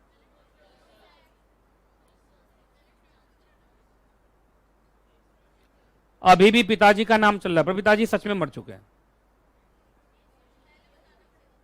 क्या पहले ट्रांसमिशन होगा, एफ का नाम कट के एस का नाम आएगा, फिर वो बेचेगा? इतना लंबा चौड़ा प्रोसीजर, या मिस्टर एस सीधा उठा के बेच दिया, जैसे मिस्टर एस सीधा उठा के बेच दिया मिस्टर एक्स को, और मिस्टर अब ये एफ का नाम काट के सीधा एक्स हो गया। मतलब तुम लोग को लगता है पहले एफ कटे, फिर एस चढ़े, फिर एस के बाद एक्स चढ़े? इतना लंबा चौड़ा चक्कर पालना चाह रहे हो? अच्छा ठीक है, इसका आंसर ढूंढिए और तुम मुझे बताओ क्या होगा। इंग्लिश में लिखा हुआ है, पढ़ लो।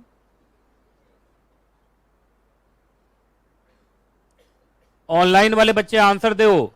अभी तक बेटा का नाम चढ़ा नहीं है रजिस्टर ऑफ मेंबर पे, और बेटा बेचना चाहता है।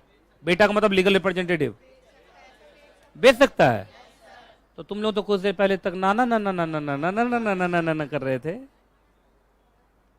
पढ़ा नहीं था। देखा पढ़ाई कितना जरूरी चीज है दुनिया में, है कि नहीं? अभी लाइन बाय लाइन सुनिएगा। अरे ध्यान से सुनो, कहाँ तुम कहाँ ट्रांसमिट कराने जा रहे हो? अच्छा वॉशरूम जा रहे हो ट्रांसमिट कराने, आओ जल्दी आओ, आइए। अरे मैंने इससे पूछा कहाँ ट्रांसमिट कराने जा रहे हो, कह रहा वॉशरूम जा रहा हूँ। अब वॉशरूम में कौन सा ट्रांसमिशन हो रहा है भाई? चलिए हाँ जी शांति। एक बात, अब कुछ लोगों को सुनिए, पहले सिर्फ ना जो लिखा है उसको पढ़ के याद मत कर लो, उसके पीछे का कॉन्सेप्ट भी समझो। भारत में जो इनहेरिटेंस लॉ है ना, मैंने एक लाइन बोला भी कि पिताजी अंतिम सांस लिए उसके अगले पल से उसकी प्रॉपर्टी लीगल रिप्रेजेंटेटिव की हो गई, वो ऑटोमेटिक हो चुकी है। ट्रांसमिशन मात्र एक फॉर्मेलिटी है, तो ये फॉर्मेलिटी स्किप भी कर सकते हैं आप, क्योंकि राइट जो मिस्टर सन है, में बेटा है, उसके राइट पर कोई डाउट नहीं है। पिताजी के मरते हुए बेटा को मिल चुका है, और वो इनहेरिटेंस लॉ से होता है। इनहेरिटेंस लॉ का ओवरराइडिंग इफेक्ट है कंपनीज एक्ट पे। समझ में आ रहा है कि नहीं आ रहा है?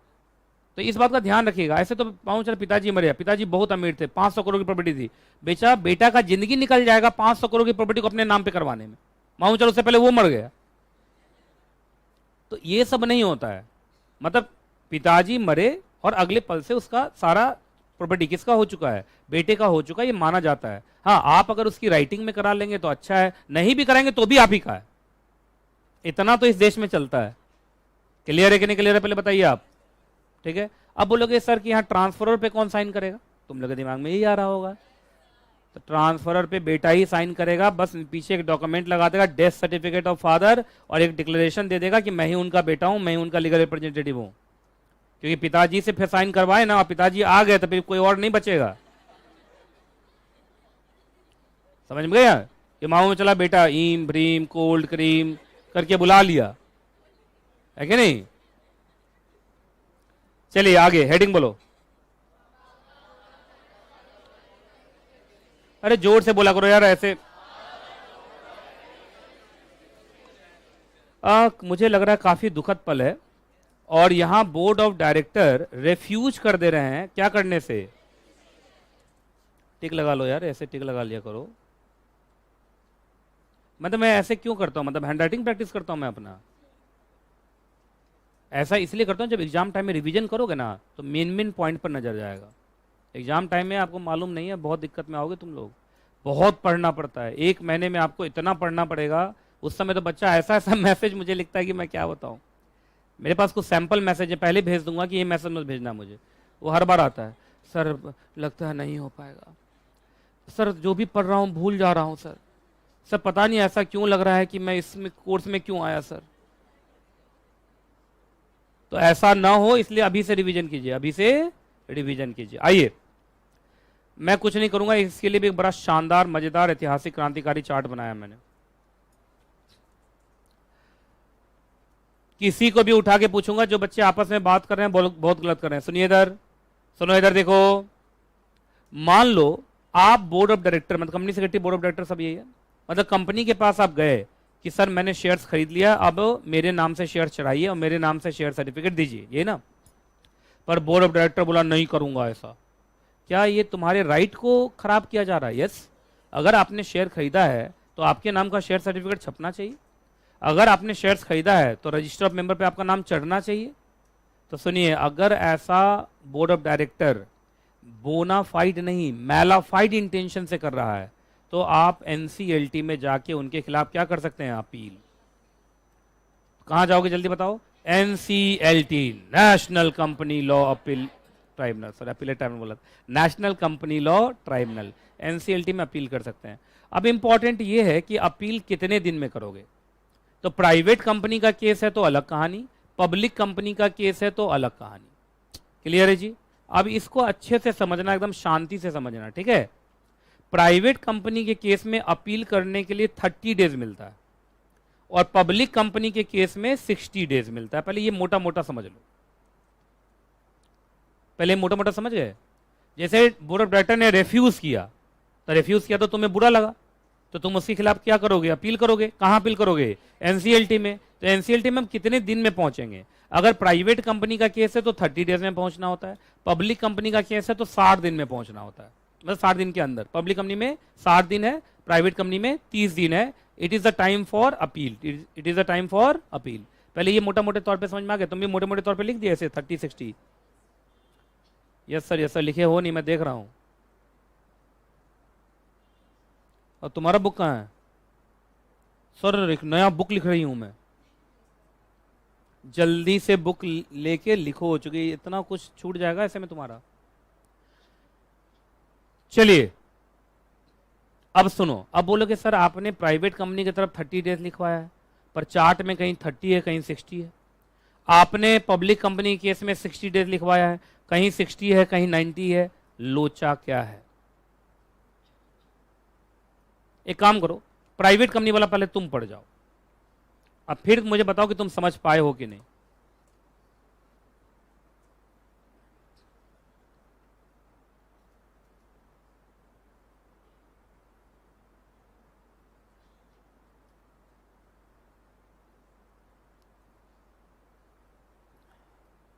मैंने बोला 30 डेज, या 30 डेज भी और 60 डेज भी, ये क्या चक्कर है भाई?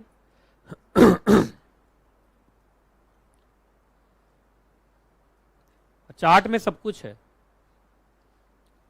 आपको मालूम है कहानी कहाँ है? कहानी यहाँ है।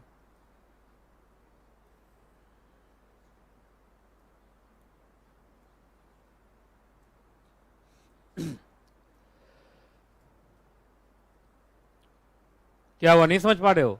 चलिए मैं समझाता हूं। एक है एक्सप्रेस रेफ्यूजल, एक्सप्रेस का मतलब होता है मुंह से खोल के बोल दिया नहीं करूंगा। और एक है डिम्ड। अच्छा डिम्ड कब माना जाएगा?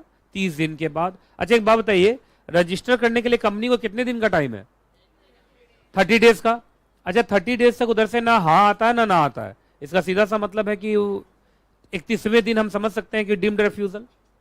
तो आप समझिए, दिया 30 डेज का ही टाइम है दोनों में। पहले में बोला जिस दिन वो मुंह से खोल के बोल दे, जैसे वो 5वें दिन बोल दिया, कितने दिन बोल दिया? 5वें दिन बोल दिया नहीं करूंगा, तो 5 दिन से आप 30 दिन गिन दीजिए। अगर शुरू से गिनोगे तो 35 डेज हो गया ना वो। लेकिन अगर आप बात करोगे डिम्ड रेफ्यूजल तो 30 दिन तो तुम इंतजार किए होगे। और देखा जाए आपका डिम्ड रेफ्यूजल में 60 दिन क्यों दिया? 30 दिन इंतजार का और नया 30 दिन, तो दिया तो नया 30 ही दिन है। क्योंकि 60 दिन की जब वो गिनती कर रहा है तो शुरू से कर रहा है जिस दिन आपने शेयर ट्रांसफर के रजिस्ट्रेशन का रिक्वेस्ट लगाया।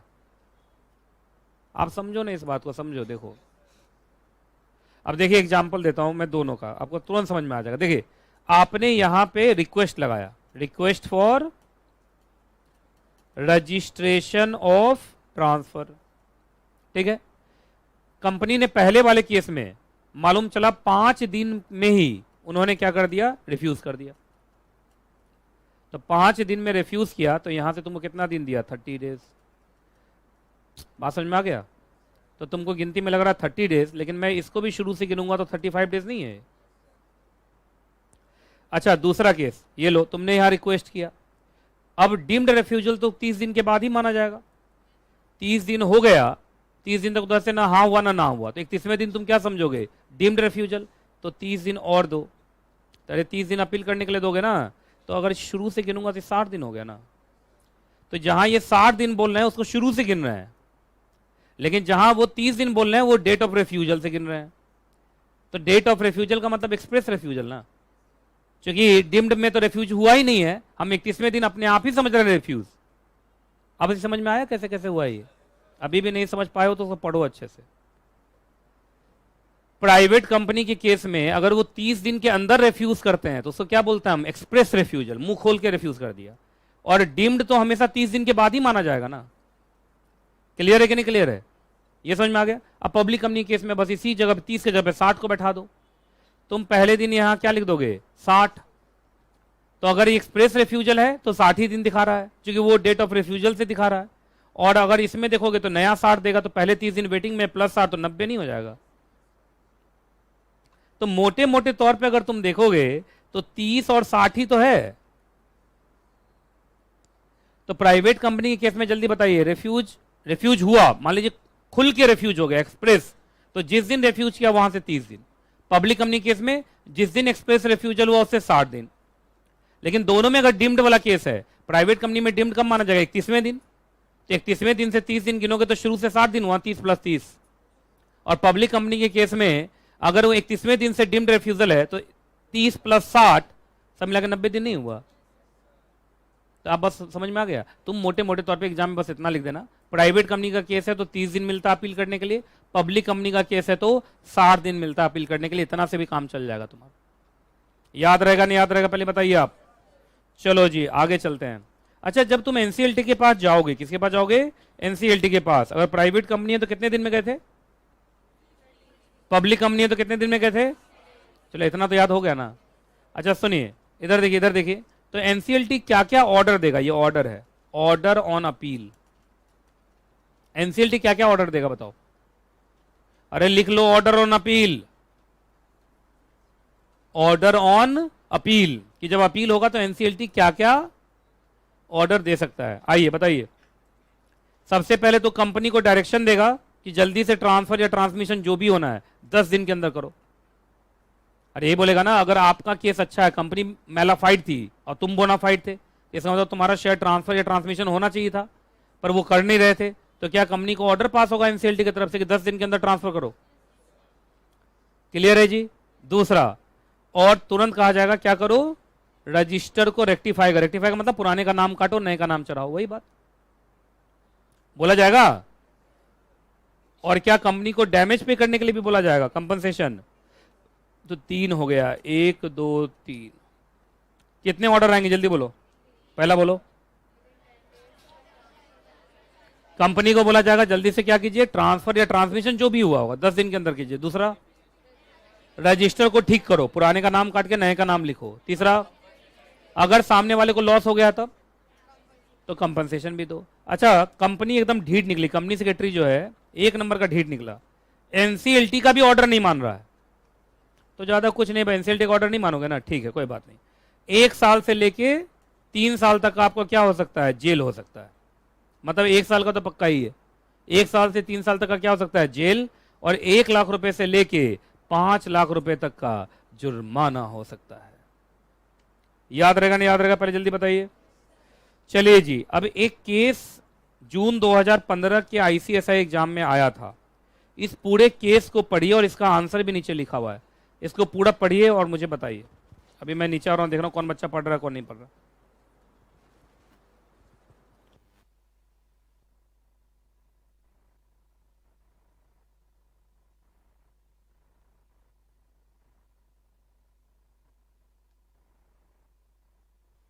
बोल बोल के पढ़ो, बोल बोल के।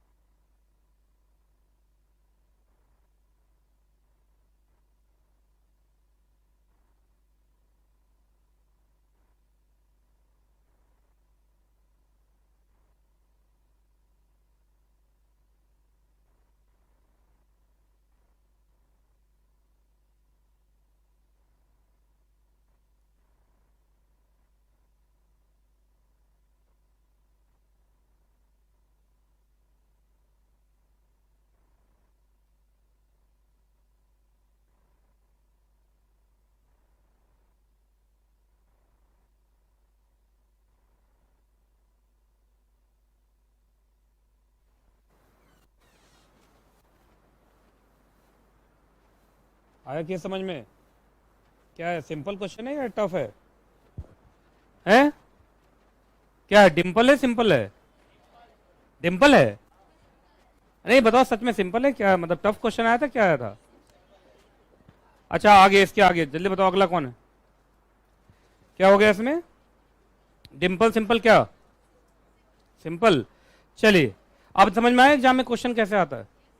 अरे सबसे मजेदार ऐतिहासिक क्रांतिकारी आ गया। कौन सा?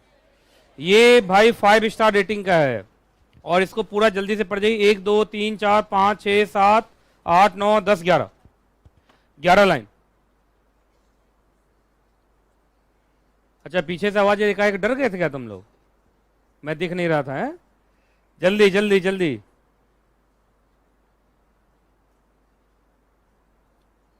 ये पेज टेक्निकल है।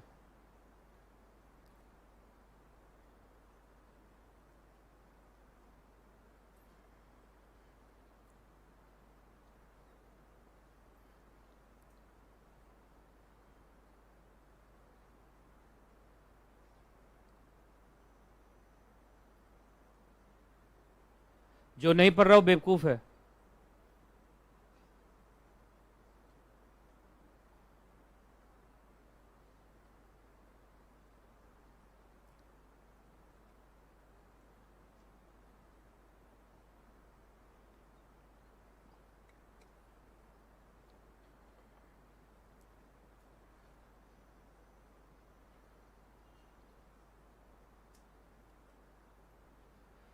पढ़ लिया?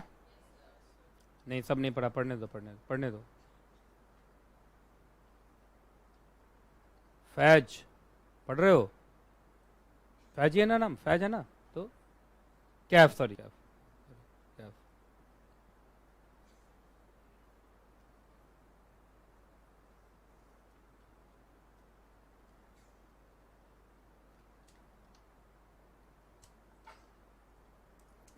चलिए पढ़ लिया। अब आओ, मेरी बात को जरा ध्यान से सुनना। एक बहुत ही इंपॉर्टेंट चार्ट बनाने जा रहा हूं। अच्छा ये भी रेट भी था, ये देख लिया था तुमने? रेट रेट था तुम्हारी बुक में छपा हुआ? ये छूट गया था ना? जरा देखो तो स्टैम्प ड्यूटी का क्या क्या रेट है। नहीं है बुक में छपा हुआ है, पहले पीछे का छूट गया था ये पुराना। रेट देख लोगे ना? Transfer and reissue of debenture कितना है? 0.0001%। Transfer security other than debenture on delivery basis, transfer of security other than debenture on non delivery basis. सिर्फ याद करके छोड़ दीजिएगा, delivery basis, non delivery basis, ये सब मॉड्यूल सेकंड में। चलिए अब मैं ये पढ़ाने जा रहा हूं। क्या पढ़ाने जा रहा हूं? सर्टिफिकेशन। अब सुनना, पहले इधर देखो, सर्टिफिकेशन होता क्या है। आइए मान लीजिए कंपनी ए लिमिटेड, इधर देखो मजा आएगा तुम लोग को। अब एक कंपनी क्या है? ए लिमिटेड। देखिए इधर इसका एक शेयर होल्डर है, क्या नाम है इसका? Mister seller. यही शेयर्स बेचने वाला होगा, पर दिक्कत है इसके साथ, जानते हो क्या दिक्कत है? इसके पास एक शेयर सर्टिफिकेट है जिसमें कितने शेयर्स इन्वॉल्व हैं? 100। शेयर सर्टिफिकेट एक ही है, लिखा हुआ कितने शेयर्स हैं? 100। अरे जितने शेयर्स होते हैं उतना शेयर सर्टिफिकेट थोड़ी इशू हुआ होता है ना? अगर आपने स्प्लिटिंग कराया हो तो बात अलग है, पढ़ाया था पिछली क्लास में। लेकिन अगर स्प्लिटिंग नहीं कराया तो कंसोलिडेटेड मिला होगा, एक ही शेयर सर्टिफिकेट होगा, लिखा कितना होगा? 100 शेयर्स, और इसका नाम लिखा होगा। चक्कर है कि ये उसमें से 60 शेयर्स तो अपने पास रखना चाहता है, बेचना कितना चाहता है? तो क्या करेगा? मतलब वो शेयर सर्टिफिकेट का 40% फाड़ के दे देगा।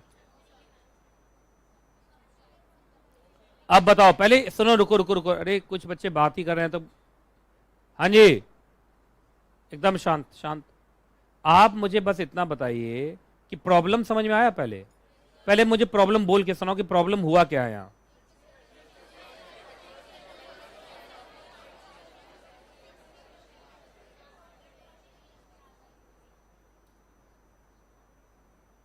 कि सर चक्कर यह है कि शेयर सर्टिफिकेट एक ही है, शेयर्स कितने हैं? 100। 60 वो रखना चाहता है, 40 वो बेचना चाहता है। तो सर कैसे होगा? क्योंकि देखो पिछला जो एग्जांपल हमने लिया था उसमें हम पूरा शेयर ही बेच रहा था, तो आपको याद होगा पूरा शेयर सर्टिफिकेट उठा के दे दिया था, plus share transfer did they दिया था।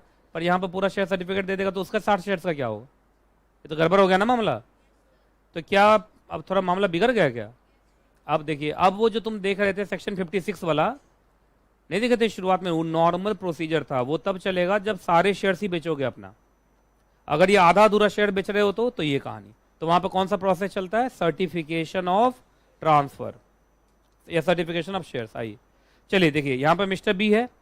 अब देखिए क्या होगा, देखो मिस्टर बी बायर इसको अप्रोच किया कि तुमसे हम कितना शेयर खरीदना चाहते हैं, 40। तो मिस्टर एस को मालूम है कि मैं पूरा शेयर सर्टिफिकेट तो दूंगा नहीं, तो पहले ही कंपनी के पास जाएगा। देखो इसका मतलब उसने पहले बायर को कुछ नहीं दिया, इसने बायर को कुछ भी नहीं दिया। आपको याद होगा नॉर्मल ट्रांसफर में वो सीधा बायर को देता था, स्टेप नंबर 1 में वो बायर को दे देता था, लेकिन यहाँ स्टेप नंबर 1 में देखिए बायर को कुछ भी नहीं दे रहा है, वो सीधा किसके पास जा रहा है? कंपनी के पास जा रहा है, जा रहा है ना। सबसे पहले कंपनी के पास गया और क्या दिया? Share transfer deed. ये जरूर देगा जिसमें उसने बताया कंपनी को कि साहब हम अपने 40 शेयर्स बी को बेचना चाहते हैं, और शेयर सर्टिफिकेट दे दिया। कंपनी सेक्रेटरी देखते समझ लेगा कि अच्छा शेयर सर्टिफिकेट में 100 शेयर्स हैं, बेचना कितना चाहता है? सिर्फ 40। कैसे उसको पता चला 40 बेचना चाहता है? क्योंकि शेयर ट्रांसफर डीड पे कितना लिखा हुआ है? सिर्फ 40। और किसको बेचना चाहता है? बी को। ये सब कुछ शेयर ट्रांसफर डीड पे लिखा हुआ है। अरे शेयर सर्टिफिकेट पर थोड़ी कुछ लिख दोगे तुम यार, जो भी लिखोगे किस पर लिखोगे? शेयर ट्रांसफर डीड पे लिखोगे ना। तो शेयर ट्रांसफर डीड एक सबूत बनता है कि ये आदमी अपना अपना शेयर, इतना शेयर इतने इतने लोगों को बेचना चाहता है। कंपनी सेक्रेटरी क्या करेगा? स्टेप नंबर 2 में वो शेयर सर्टिफिकेट अपने पास रख लेगा और उसको लौटा देगा शेयर ट्रांसफर डीड, और उस पर एक स्टैम्प मार देगा सर्टिफिकेट लॉज्ड। इसका मतलब आपका शेयर सर्टिफिकेट मैंने अपने पास रखा हुआ है। तो अगर कंपनी का स्टैंप लगा हुआ सर्टिफिकेट लॉज्ड का, तो इसका मतलब शेयर ट्रांसफर डीड भी किसी को दोगे ना, तो समझ जाएगा कि अच्छा इसका शेयर सर्टिफिकेट इस वजह से नहीं दे रहा है क्योंकि इसका सर्टिफिकेट किसके पास? लॉज्ड है, कंपनी के पास। क्लियर है जी? अब जल्दी बताइए स्टेप नंबर 3 में तुम्हें क्या लगता है क्या होगा? अब ये बायर को देगा, क्या ये शेयर सर्टिफिकेट देगा? शेयर सर्टिफिकेट तो इसके पास है ही नहीं, वो सिर्फ शेयर ट्रांसफर डीड देगा जिस पर क्या लिखा हुआ है? Certificate lodged. जैसे बायर बोला भाई शेयर सर्टिफिकेट दो, तो दिखा नहीं दे रहा है यहाँ क्या लिखा हुआ है? Certificate lodged. इसका मतलब ये शेयर सर्टिफिकेट मैंने कंपनी के पास ऑलरेडी जमा कर रखा, तुम जाके कंपनी से मांग लो। अरे समझे? और इस पर अपना साइन मार देगा। इस बार क्या करेगा? अपना साइन मार देगा ट्रांसफरर के जगह पे, सेलर के जगह पे। फिर मिस्टर बी अब करेगा क्या? अपना साइन लगा देगा और कंपनी को भेज देगा शेयर ट्रांसफर डीड। अब सुनो, कंपनी को दो तरफ से दो चीजें मिली, सेलर की तरफ से शेयर सर्टिफिकेट मिला है और बायर की तरफ से शेयर ट्रांसफर डीड मिला है। कंपनी सेक्रेटरी समझ गया कि अब मुझे ये 100 शेयर सर्टिफिकेट को फाड़ के फेंकना पड़ेगा, 100 वाले शेयर्स को सर्टिफिकेट को फाड़ के फेंकना पड़ेगा और 2 शेयर सर्टिफिकेट छपवाना पड़ेगा। अब कंपनी सेक्रेटरी क्या करेगा? देखो इधर, जो शेयर सर्टिफिकेट, एक शेयर सर्टिफिकेट पर 100 लिखा हुआ था उसको फाड़ के फेंक देगा, उसके जगह पे कितने शेयर सर्टिफिकेट निकालेगा? 2। पहला शेयर सर्टिफिकेट 60 शेयर्स का किसके नाम पे छापेगा? एस, और एस को दे देगा। दूसरा शेयर सर्टिफिकेट किसके नाम का छापेगा? बी, और उस बी को दे देगा। बात समझ में आया कि नहीं आया? कोई दिक्कत, कोई परेशानी? अच्छा एक बात बताइए, इसी में मैं जोड़ देता हूं रजिस्टर ऑफ मेंबर। अब बताइए स्टेप नंबर 8, 9 में कर दूंगा। ये कंपनी का रजिस्टर ऑफ मेंबर है। रजिस्टर ऑफ मेंबर में पहले लिखा था एस इक्वल टू 100, तो क्या एस का नाम कटेगा या एस के जगह पे बस 100 काट के यहां पर कर दिया जाएगा 60 और एक नया नाम चढ़ेगा? तो बताओ स्टेप नंबर क्या कर दूं? 8 कर दूं इसको? Step number 8। अब मुझे लगता है तुमको समझ में आ गया होगा। एक गजब का चार्ट बना है यार ये, और ये सारे चार्ट मैं खुद बनाता हूं। अच्छा चार्ट बना, देखने में अच्छा लग रहा है, पूरा एकदम ऐसा लग रहा है सीमेंट बनाने वाली कंपनी बना दिया मैंने। अच्छा चार्ट बुक में बना हुआ है क्या? अरे वाह, तो तुम सिर्फ स्टेप नंबर 8 उतार रहे हो। ठीक, और जो चीज काटा करो पीछे भी नजर आना चाहिए कि 100 लिखा हुआ था, हैं? मतलब ऐसे मत काट देना कि बाद में पता ना चले कि काटे क्या थे। क्या काटा था मैंने? 100 को काट के क्या लिखा, और नया नाम कौन चढ़ा? तो बी इज न्यू नेम। मजा आया? चलो अब मजा अगर आया तो मुझे भी मजा चाहिए फिर, और तुम लोग बोलोगे, मैं कुछ नहीं बोलूंगा। चलिए मैं प्रॉब्लम सुना देता हूं पहले। एक कंपनी है, उसका एक शेयर होल्डर है मिस्टर एस, उसके पास एक शेयर सर्टिफिकेट है। शेयर्स कितने हैं उसमें? लेकिन चक्कर ये है कि वो बेचना चाहता है सिर्फ 40 शेयर्स। तो कैसे होगा बोलो? कंपनी के पास जाके क्या करेगा? तुम पहले बोलो फिर दिखाऊंगा। कंपनी क्या करेगी अब?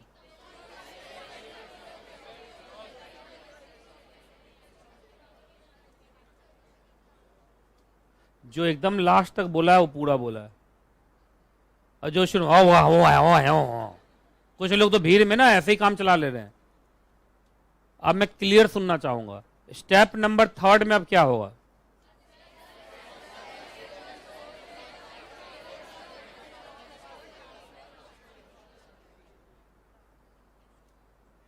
अच्छा यही बोलते हो तुम लोग? सच में बताना, मुझे तो क्या सुनाई देता मालूम? हाँ कहाँ कहीं गया, मुझे ये सुनाई देता है। अब भाई तुम्हारी ईमानदारी कि तुम क्या बोलते हो। चलो अब स्टेप नंबर 4 में क्या होगा थोड़ा मैं सुनना चाहूंगा।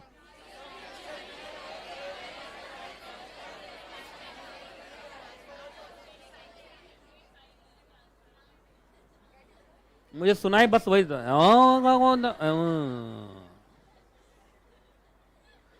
ईमानदार हो ना भाई तुम लोग? ठीक है, मुझे लग रहा तुम लोग सच में ही बोल रहे हो सब कुछ। अच्छा स्टेप नंबर 4 हो गया। स्टेप नंबर 5 में क्या होगा?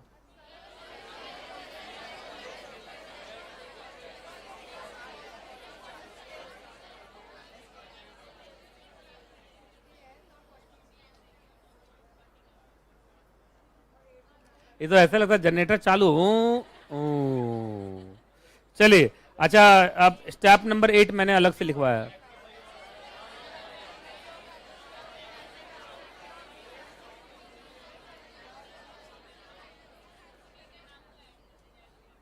कुछ बच्चा तो इस भीड़ की आवाज का फायदा लेके बगल में जल्दी बात कर ले, जल्दी बात कर ले। मॉल कौन सा मॉल? कौन सा मॉल? कौन सा मॉल? कौन सा कोना ढूंढना है? कुछ लोगों को देखा पूरा दम लगा के बात कर रहा है, इससे पहले कि आवाज शांत ना हो जाए हम लोग अपना क्लियर कर ले कहानी। चलो तो मुझे लगता है ये भी हो गया है ना। तो ये सर्टिफिकेशन ऑफ ट्रांसफर पर शॉर्ट नोट आ जाए तो तुम क्या करोगे? मतलब ये वाला लिखोगे, ये जो लैंग्वेज है, या मेरा 8 स्टेप को भी लगातार लिख दोगे तो भी काम चल जाएगा? मुझे लगता है मेरे 8 स्टेप को तुम ज्यादा लिखना चाहोगे, क्योंकि वो थोड़ा फिर ये थोड़ा सा ना बड़ा टेक्निकल सा लग रहा है। नहीं वो देख लेना तुमको जो अच्छा लगे। आइए हेडिंग बोलो। मजा आ गया, मजा आ गया, मजा आ गया। जल्दी से पढ़ो तो बस 2 ही पैराग्राफ है।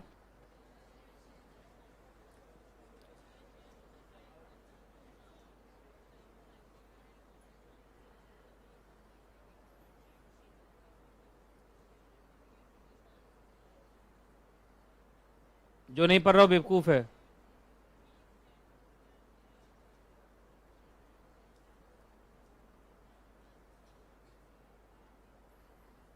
अच्छा एक बच्ची बोल रही है बुक पे दोनों जगह 60-60 लिखा हुआ है, क्या चार्ट में कुछ गड़बड़ी है क्या? वो ठीक कर लिया तुम लोगों ने? ये बुक में क्या है? बुक में कहाँ बोल रहे हो? अच्छा अच्छा अच्छा अच्छा, तो यहाँ पे क्या होना चाहिए? ये ठीक कर लिया तुमने? ठीक। अच्छा कुछ बच्चों को दिखा भी नहीं होगा। अच्छा सच बताओ कितने लोग अभी हाथ पास चेक कीजिए तो कितने लोग अभी ठीक कर रहे हैं? पकड़ा गया, देखो ये सब काफी लोग पकड़ाया। तो तुम लोग बिना देखे काम कर रहे हो, इसका मतलब। अच्छा ये वाला चार्ट देख के तुम लोग कर रहे थे? अच्छा अच्छा, ओह हर तरीके के लोग हैं भाई। चलिए ब्लैंक ट्रांसफर। अच्छा सुनो इधर, ब्लैंक ट्रांसफर में तुमसे पूछता हूं, ये बताओ ब्लैंक ट्रांसफर में क्या ब्लैंक रहेगा? मतलब ट्रांसफरर का जगह या ट्रांसफरी का जगह? ट्रांसफरी का जगह, ट्रांसफरर का नहीं। अरे ट्रांसफरर तो पैसा लिया, अपना साइन किया, हट गया। सारा कहानी किसके ऊपर रहता है? ट्रांसफरी। शेयर ट्रांसफर रजिस्टर कराने कौन जाता है? ट्रांसफरी, क्योंकि उसका राइट अफेक्ट हो रहा है। क्या सही बोल रहा हूं कि नहीं बोल रहा हूं? चलिए अब मैं एक चेन बना रहा हूं, ठीक है? पीछे वो जो बच्चा तीनों है ना, आज लग रहा है बुक लिख देगा कंपनी लोग का। क्या हुआ? क्या कुछ बताओ, मुझे भी बताओ, मैं भी सॉल्व कर दूं। मुझे भी मॉल वॉल जाने का मन करता है। अरे जवान हूं मैं भी। तुम लोग क्या लगता है? हैं दादाजी? नाम से तो ऐसा ही लगता हूं।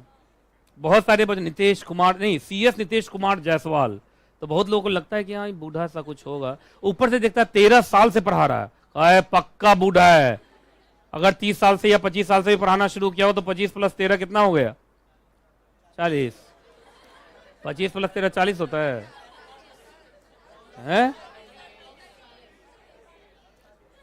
कोरोना का 3 साल सैटरडे संडे हटा दूं तो लगभग तुम्हारे आसपास ही हूं मैं, समझे? तुम लोग क्यों हटाओगे? तुम लोग कोई काम की थोड़ी हो। आइए, अच्छा चलिए सुनिए, एकदम शांत शांत शांत शांत शांत शांत शुरू करते हैं। देखो, एक कंपनी है ए लिमिटेड, इस कंपनी का एक रजिस्टर्ड मेंबर होगा। सुन सुन के पागल हो गए हो तुम लोग। कहा सर हम सब, हमको बस मालूम है कंपनी में एक ही चीज होता है, रजिस्टर्ड मेंबर। अरे बहुत रजिस्टर होते हैं। आइए इधर देखिए, इधर देखिए, इधर देखिए, रजिस्टर्ड मेंबर में मिस्टर एस का नाम चढ़ा हुआ है।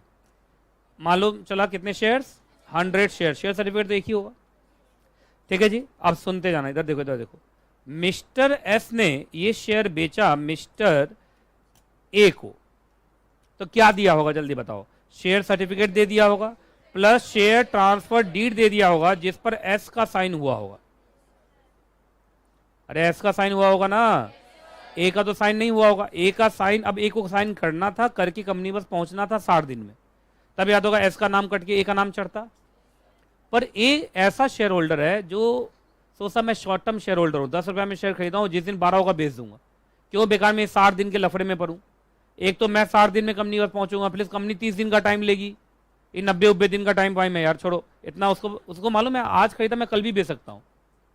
तो इसने अपना साइन यहां नहीं किया, वो सीधा, वो भी तुरंत अपना शेयर उठा के मिस्टर बी को बेच दिया। अब मिस्टर बी को शेयर सर्टिफिकेट दिया होगा। अच्छा, इस सब शेयर सर्टिफिकेट पर भी एस का ही नाम है, क्योंकि किसी ने शेयर ट्रांसफर को रजिस्टर नहीं करवाया ना। रजिस्टर करवाता तो नया शेयर सर्टिफिकेट छप के आता। अरे सुन लो भाई, एक भी स्टेप छूटा तो गया। सुन रहे हो अच्छे से? अब सुनिए मिस्टर बी को, अब इसके साथ भी शेयर ट्रांसफर डीड दिया होगा, पर शेयर ट्रांसफर डीड पर आज भी एस का ही साइन है। ए ने तो साइन किया ही नहीं था ना, ये कंपनी बस पहुंचा भी नहीं था। अब बी भी ऐसा ही निकला। बी कहा अच्छा तूने 12 में भी दिया, 14 में होते बेच दूंगा, और 14 हो भी गया एक ही दिन के बाद। तुरंत उठा के शेयर बेच दिया मिस्टर सी को। सी को क्या दिया होगा? शेयर सर्टिफिकेट जिस पर आज भी किसका नाम चल रहा है, प्लस शेयर ट्रांसफर डीड। अभी भी इस पर एस का ही साइन दिख रहा है, और यहां तुम देख रहे हो हर जगह ट्रांसफरी का ब्लैंक जा रहा है, ट्रांसफरर का तो है ही साइन। ये समझ में आ रहा है? चलो और आगे बढ़ते हैं। सी ने तुरंत दे दिया मिस्टर डी को, फिर वही शेयर सर्टिफिकेट दिया होगा, आज भी किसका नाम चल रहा है? एस का ही, प्लस शेयर ट्रांसफर डीड, इस पर आज भी एस का ही नाम चल रहा है, इसने भी नाम नहीं चढ़ाया। फिर ये पहुंचा मिस्टर ई, लेकिन मिस्टर ई को जब ये दिया होगा तो भी यहीं पर शेयर सर्टिफिकेट दिया जिस पर किसका नाम चल रहा है? Yes, plus share transfer deed जिस पर साइन किसका हुआ है? एस का, यहां ई का साइन। अब ई को सोचना है कि उसको अपना साइन लगाना है या नहीं। लेकिन ई ऐसा शेयर होल्डर निकला जिसको लॉन्ग टर्म शेयर होल्डर बनना कंपनी का, तो ई अब कंपनी के पास पहुंचा। अब ई ने क्या किया? कंपनी को दिया शेयर सर्टिफिकेट जिस पर किसका साइन है? एस का, प्लस ये दिया शेयर ट्रांसफर डीड जिस पर सेलर में एस का साइन है, बायर में उसने अपना साइन लगा दिया। अब कंपनी ने क्या किया? एस का नाम काट के किसका नाम चढ़ाया? ई का नाम चढ़ा। बात समझ में आ गया? आप मुझे बताइए ब्लैंक ट्रांसफर कहां तक चला है? ई तक, क्योंकि ई तो अपने आप में रजिस्टर, ई आगे बढ़ाया नहीं ना। तो चलो ये क्या था? Blank transfer. ये क्या था? Blank transfer. ये क्या था? जैसे शेयर डी के पास है, शेयर डी के पास है, उसी समय में डिविडेंड डिक्लेयर हो गया, किसको मिलेगा? सिंपल सा मतलब है, कंपनी सेक्रेटरी को रात में सपना आएगा कि ये सब हो रहा है, तो कंपनी सेक्रेटरी को रजिस्टर मेंबर पे कौन दिखा? एस, तो वो किसको देगा? क्लियर है कि नहीं क्लियर है? ठीक है। लेकिन अच्छा, ई ने जब शेयर ट्रांसफर करवा लिया तब तो ई का नाम चढ़ गया ना, तब तो ई को ही मिलेगा। इसका मतलब जब तक ई ना करे तब तक तो वो ब्लैंक ट्रांसफर है। ब्लैंक ट्रांसफर में आज भी शेयर होल्डर कौन माना जाएगा? एस ही माना जाएगा, क्योंकि एस के बाद जितनी चीजें हुई कंपनी की नजर में तो ब्लैंक है ना, वो कंपनी को थोड़ी पता है कुछ भी। अरे सही बोल रहा हूं कि नहीं बोल रहा पहले बताओ। उतार डालो, देख क्या रहे हो? इतना बेइज्जती करते हैं आप हमारा। यस,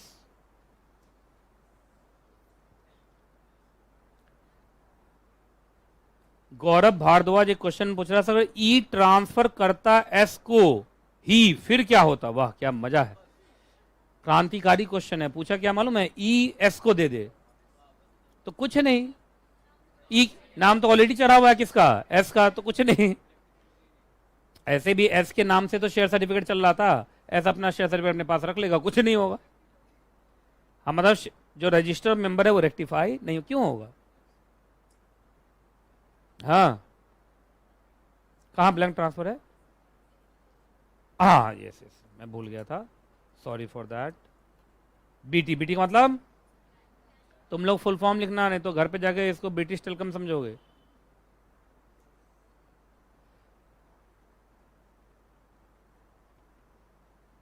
ऐसे ही चैप्टर ठीक था लेकिन ना, अगली क्लास जो ट्रांसमिशन की होगी और मजेदार है। अब इसके बाद मुझे लगता है लास्ट ही बचा आज अपना फर्स्ट ट्रांसफर ना, बस बस बस, और सबसे खतरनाक वही है, क्योंकि फ्रॉड हुआ ना, फ्रॉड तो खतरनाक ही होता है।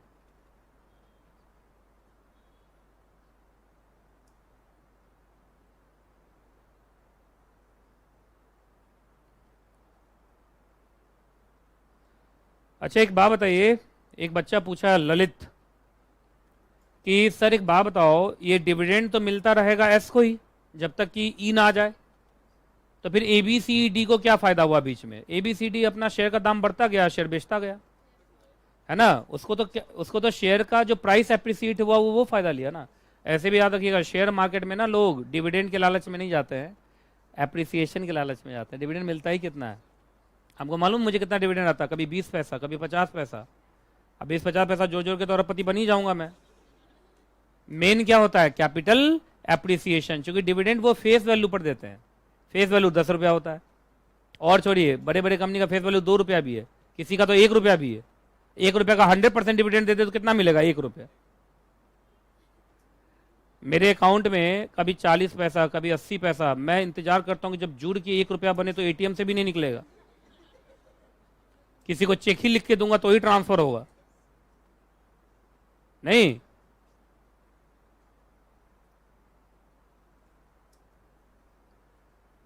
चलिए हो गया, कोई दिक्कत, कोई परेशानी, कोई दुख, आगे चल रहे हैं। ब्लैंक ट्रांसफर भी समझ में आ गया। पर आज की दुनिया में ब्लैंक ट्रांसफर का तो क्या ही मतलब है, अगर लिस्टेड कंपनी का शेयर्स खरीदेंगे वो इलेक्ट्रॉनिक शेयर्स होता है, तो उसमें तो मिनटों सेकंडों में शेयर्स बेचे और खरीदे जाते हैं। ये मैं तो बोल ही रहा हूँ, कंपनी लॉ पढ़ा रहा हूँ, इट मीन शेयर सर्टिफिकेट की दुनिया है। कौन सी दुनिया है, share certificate, physical shares, electronic shares की सारी दुनिया मॉडल सेकंड।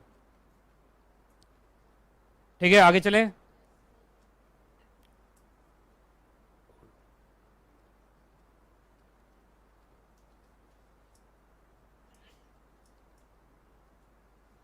क्या हुआ, कौन से वाटर पार्क में थे कल,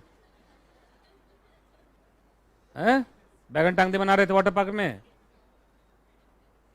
वो छींक रहा है बार बार, इससे शक हो रहा है मुझे। एक गुड़गांव में एक मॉल में मैं गया था बहुत पहले, वहाँ पे वो है स्केटिंग स्केटिंग करते हैं ना, वो क्या बोलते हैं उसको, हाँ आइस वाला, वो पूरा बनाया हुआ अंदर में, आप जाएंगे तो आपको लगेगा आप शिमला उमला में कहीं आ गए हैं। क्या बोलते हैं उसको, क्या नाम है उसका, नहीं उस जगह का नाम है, इसकी इंडिया ऐसे ना। मैं वहाँ गया था एक बार, मैं काफ़ी कोशिश किया कि मैं वो जो पहन लेते हैं नीचे वो जूता, वो गोल वाला जिसमें वो लगा रहता है स्केट ना, जितना बार पहना उतने बार गिरा मैं। अच्छा कितने लोग कर लेते हैं स्केटिंग, कितने लोग कर लेते हैं, कर लेते हैं, अब बाकी लोग काम गिरते हुए दूसरे को देखते हैं। अच्छा कुछ लोग डांस वांस भी कर रहे थे उसको, है ना, तो तुम वहां तो नहीं गए थे कल। चलिए हाँ जी आगे बढ़े, ब्लैंक ट्रांसफर में कोई दिक्कत, कोई परेशानी। अच्छा लास्ट और ये बड़ा टफ है भाई, 5 स्टार रेटिंग दीजिए, और इसको तो तुम्हें लाइन बाय लाइन पढ़ना पड़ेगा, ये थोड़ा टफ है। आप लाइन बाय लाइन पूरा पढ़ जाओ भाई, रुको इधर देखो, इधर यहां तक तो वो क्या लिख रहा है कि फर्स्ट ट्रांसफर हम होने नहीं देंगे, लेकिन यहां के बाद लिख रहा है कि अगर हो गया तो क्या होगा, तो ये क्या है, और यहां तक क्या है, प्रोएक्टिव अप्रोच। प्रोएक्टिव का मतलब हम कोशिश करेंगे कि फर्स्ट ट्रांसफर ना हो, और ये कौन सा अप्रोच है, रिएक्टिव। आप जानते हैं ना 2 अप्रोच होता है, प्रोएक्टिव में हम रोकते हैं कि ऐसा ना हो, और रिएक्टिव में हो गया तो फिर उसका कॉन्सिक्वेंसेस। चलो पहले प्रोएक्टिव पढ़ो।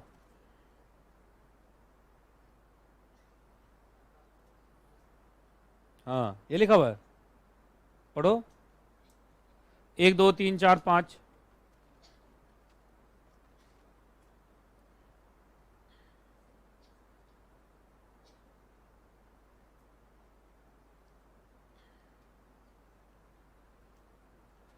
सिर्फ पहला पैराग्राफ पढ़िए बस प्लीज, सेकंड वाला मैं बाद में बोल। पहला पढ़ लिया? अच्छा, क्या कभी भी ऐसा हो सकता है कि शेयर है तुम्हारा, बेच दिया कोई और?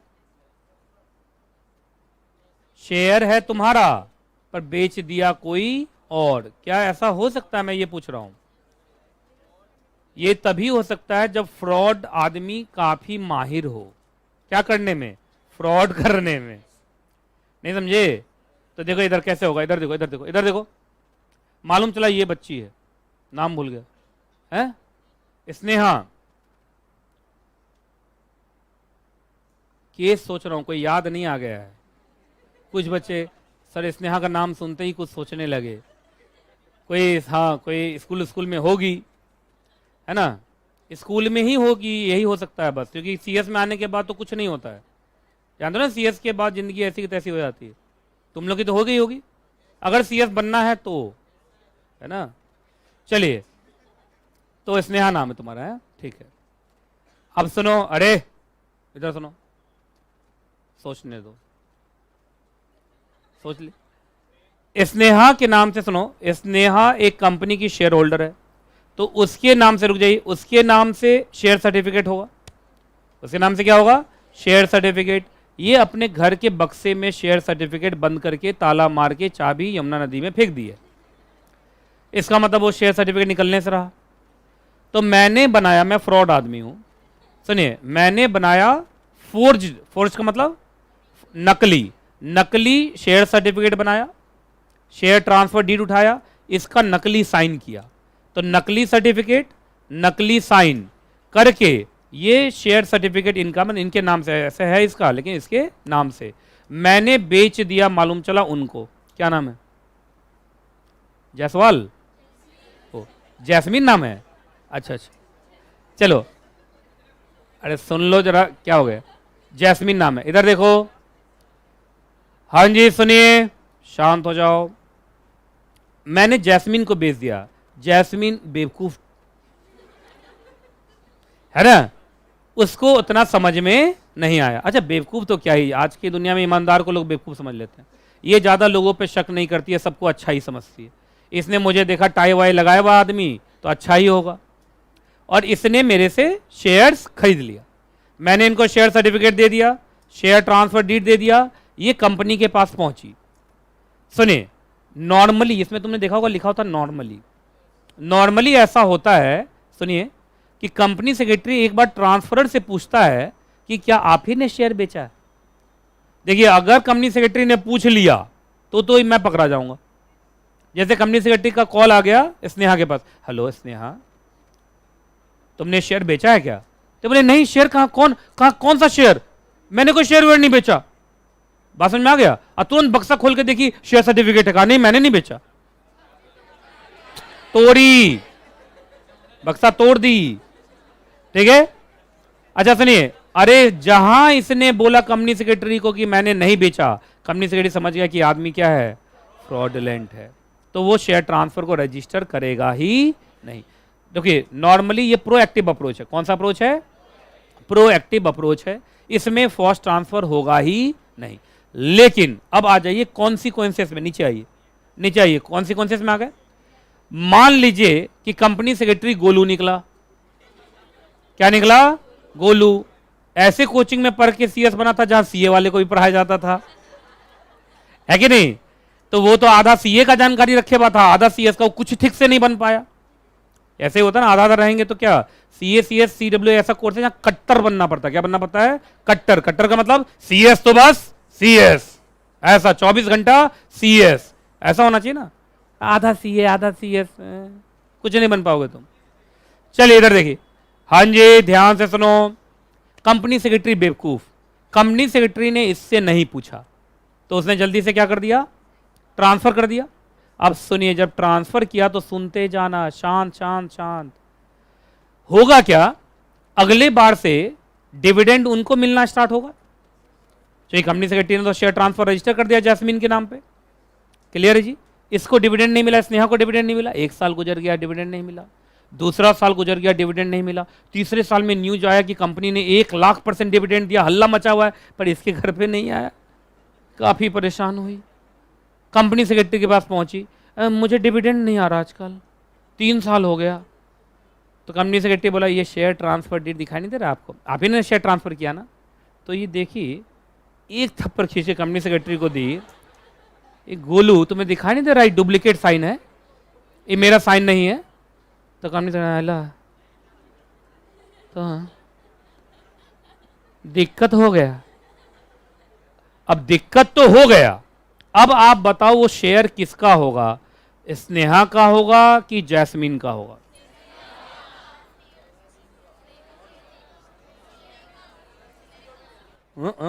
बोलो बोलो, ए पॉइंट पढ़िए, आंसर मिल गया। ए पॉइंट पढ़िए पूरा, सिर्फ बोल बोल पढ़ने वाले लोग याद रखिएगा, वो शेयर स्नेहा का ही होगा। तो क्या अब जैस्मीन का नाम कटेगा वहां से और किसका नाम चढ़ेगा? स्नेहा का नाम चढ़ेगा। अच्छा, 3 साल से जो डिविडेंड खा गई है जैस्मीन, उसका क्या वो डिविडेंड, रुक जाओ कोई बात, मैं जैस्मीन पे आऊंगा, रुक जाओ अभी, पहले स्नेहा का मैं क्लियर कर दूं कहानी। क्या स्नेहा का नाम वापस चढ़ेगा? और 3 साल से जो डिविडेंड खा गई कौन? जैस्मीन, क्या इसको वापस मिलेगा? मिलेगा, ठीक है। तो ये अपना फिर खुश हो गई, ठीक है, दो चार थप्पड़ कांड हुआ 2-4, उसके बाद अपन इसका काम अपना हो गया। अब जैस्मीन उधर से थप्पड़ लेके तैयार है। क्यों थप्पड़ लेके तैयार है? वो बेचारी गुड फेथ में है, उसको क्या मालूम ये तो कंपनी सेक्रेटरी की गलती थी। किसकी गलती थी? कंपनी सेक्रेटरी की गलती थी। अगर कंपनी सेक्रेटरी काश ट्रांसफरर से पूछा होता तो शायद ये दिन देखना नहीं पड़ता। तो कंपनी की गलती है, कंपनी सेक्रेटरी में तो कंपनी की गलती है। तो याद रखिएगा, जैस्मीन से पूछा जाएगा तुमने कितने में शेयर खरीदा था इस फ्रॉडुलेंट आदमी से? तो बोली सर 20 रुपये में खरीदा था। अच्छा, 3 साल का डिविडेंड तुम खा गई, तो डिविडेंड खा गई का क्या मतलब है? सर मैंने शेयर खरीदा था तो डिविडेंड मिला। तो याद रखिएगा, अब इसका पैसा जो भी है, अब जिसका शेयर छीन लिया गया, चूंकि वापस स्नेहा को दे दिया गया, तो कंपनी इसको कंपनसेट करेगी 20 रुपया। कौन कंपनसेट करेगी? कंपनी। बी पॉइंट पढ़िए,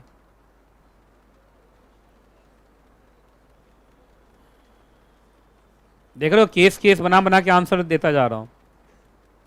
मिला कि अगर वो परचेजर इनोसेंट है, इनोसेंट ही है बेचारी, देखो कितनी इनोसेंट है, देखो कितनी इनोसेंट है। क्लास में सब इनोसेंट ही रहता है, बाहर जाके सब गाली गलौज करता है, ठीक है, एकदम इनोसेंट है। अब बताइए इसकी गलती तो नहीं थी। अब एक बात बताओ, अब कंपनी रो रही है, कंपनी सेक्रेटरी का कान पकड़े, क्या क्या चल रहा है ये? आप बताइए कंपनी सेक्रेटरी फिर किसको पकड़ेगा? फ्रॉड को। अब ये कंपनी सेक्रेटरी की जिम्मेदारी है कंपनी की कि वो जाए फ्रॉड को पकड़े, फ्रॉड के ऊपर फ्रॉड का केस करे, और कंपनी को जो 20 रुपए का नुकसान हुआ है उसकी भरपाई वो फ्रॉड से करे। अब समझ में आ गया? तीनों का केस क्लियर कर दिया मैंने। तो चलिए सुनिए, ये एग्जाम में बहुत बार आता है। नॉर्मली फॉर्स ट्रांसफर होना मुश्किल है। बोलो क्यों मुश्किल है? क्योंकि जनरली कंपनी किसको लिखती है? ट्रांसफरर को लिखती है, तो जैसे फॉर्स ट्रांसफर होना मुश्किल है। पहला पैराग्राफ में यही लिख रहा है वो लोग कि फॉर्स ट्रांसफर होना मुश्किल है। लेकिन खुदा न खास से अगर फॉर्स ट्रांसफर हो गया तो उसके 3 कॉन्सिक्वेंसेस होंगे। पहला, सर जो ओरिजिनल शेयर होल्डर थी वो तो ओरिजिनल ही है, शेयर तो उसी का माना जाएगा। दूसरा, सर बीच में जो इनोसेंट बायर थी उसको कंपनी कंपनसेट करेगी। तीसरा, कंपनी कहां से पैसा रिकवर करेगी? उस फ्रॉड से रिकवर करेगी जिसकी वजह से ये सारा का सारा महाभारत फैला है। कोई दिक्कत, कोई परेशानी, कोई दुख? चलिए जी, और सुन लीजिए, दिसंबर 2014 में एक क्वेश्चन आया है, पढ़ो तो।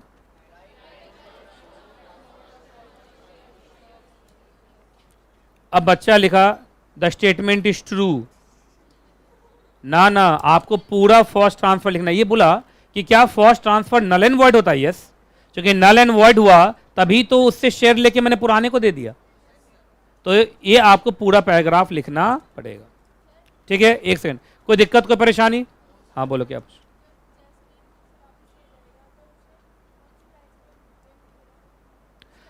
जैस्मीन अभी जो मार्केट प्राइस चल रहा होगा वो पैसा देंगे, नहीं तो उसको लॉस हो जाएगा ना, मतलब उसको लॉस नहीं होने देंगे हम। चलिए, अब अगला पार्ट कौन सा आ रहा है? ट्रांसमिशन करेंगे हम अगली क्लास में।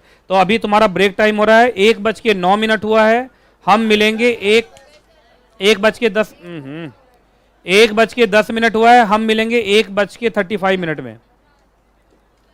1:35 में मिलेंगे। ठीक है, वापस आ जाइए, आज चैप्टर बहुत इंपॉर्टेंट है, कोई भागेगा नहीं। 1:35 में योर ब्रेक स्टार्ट्स नाउ।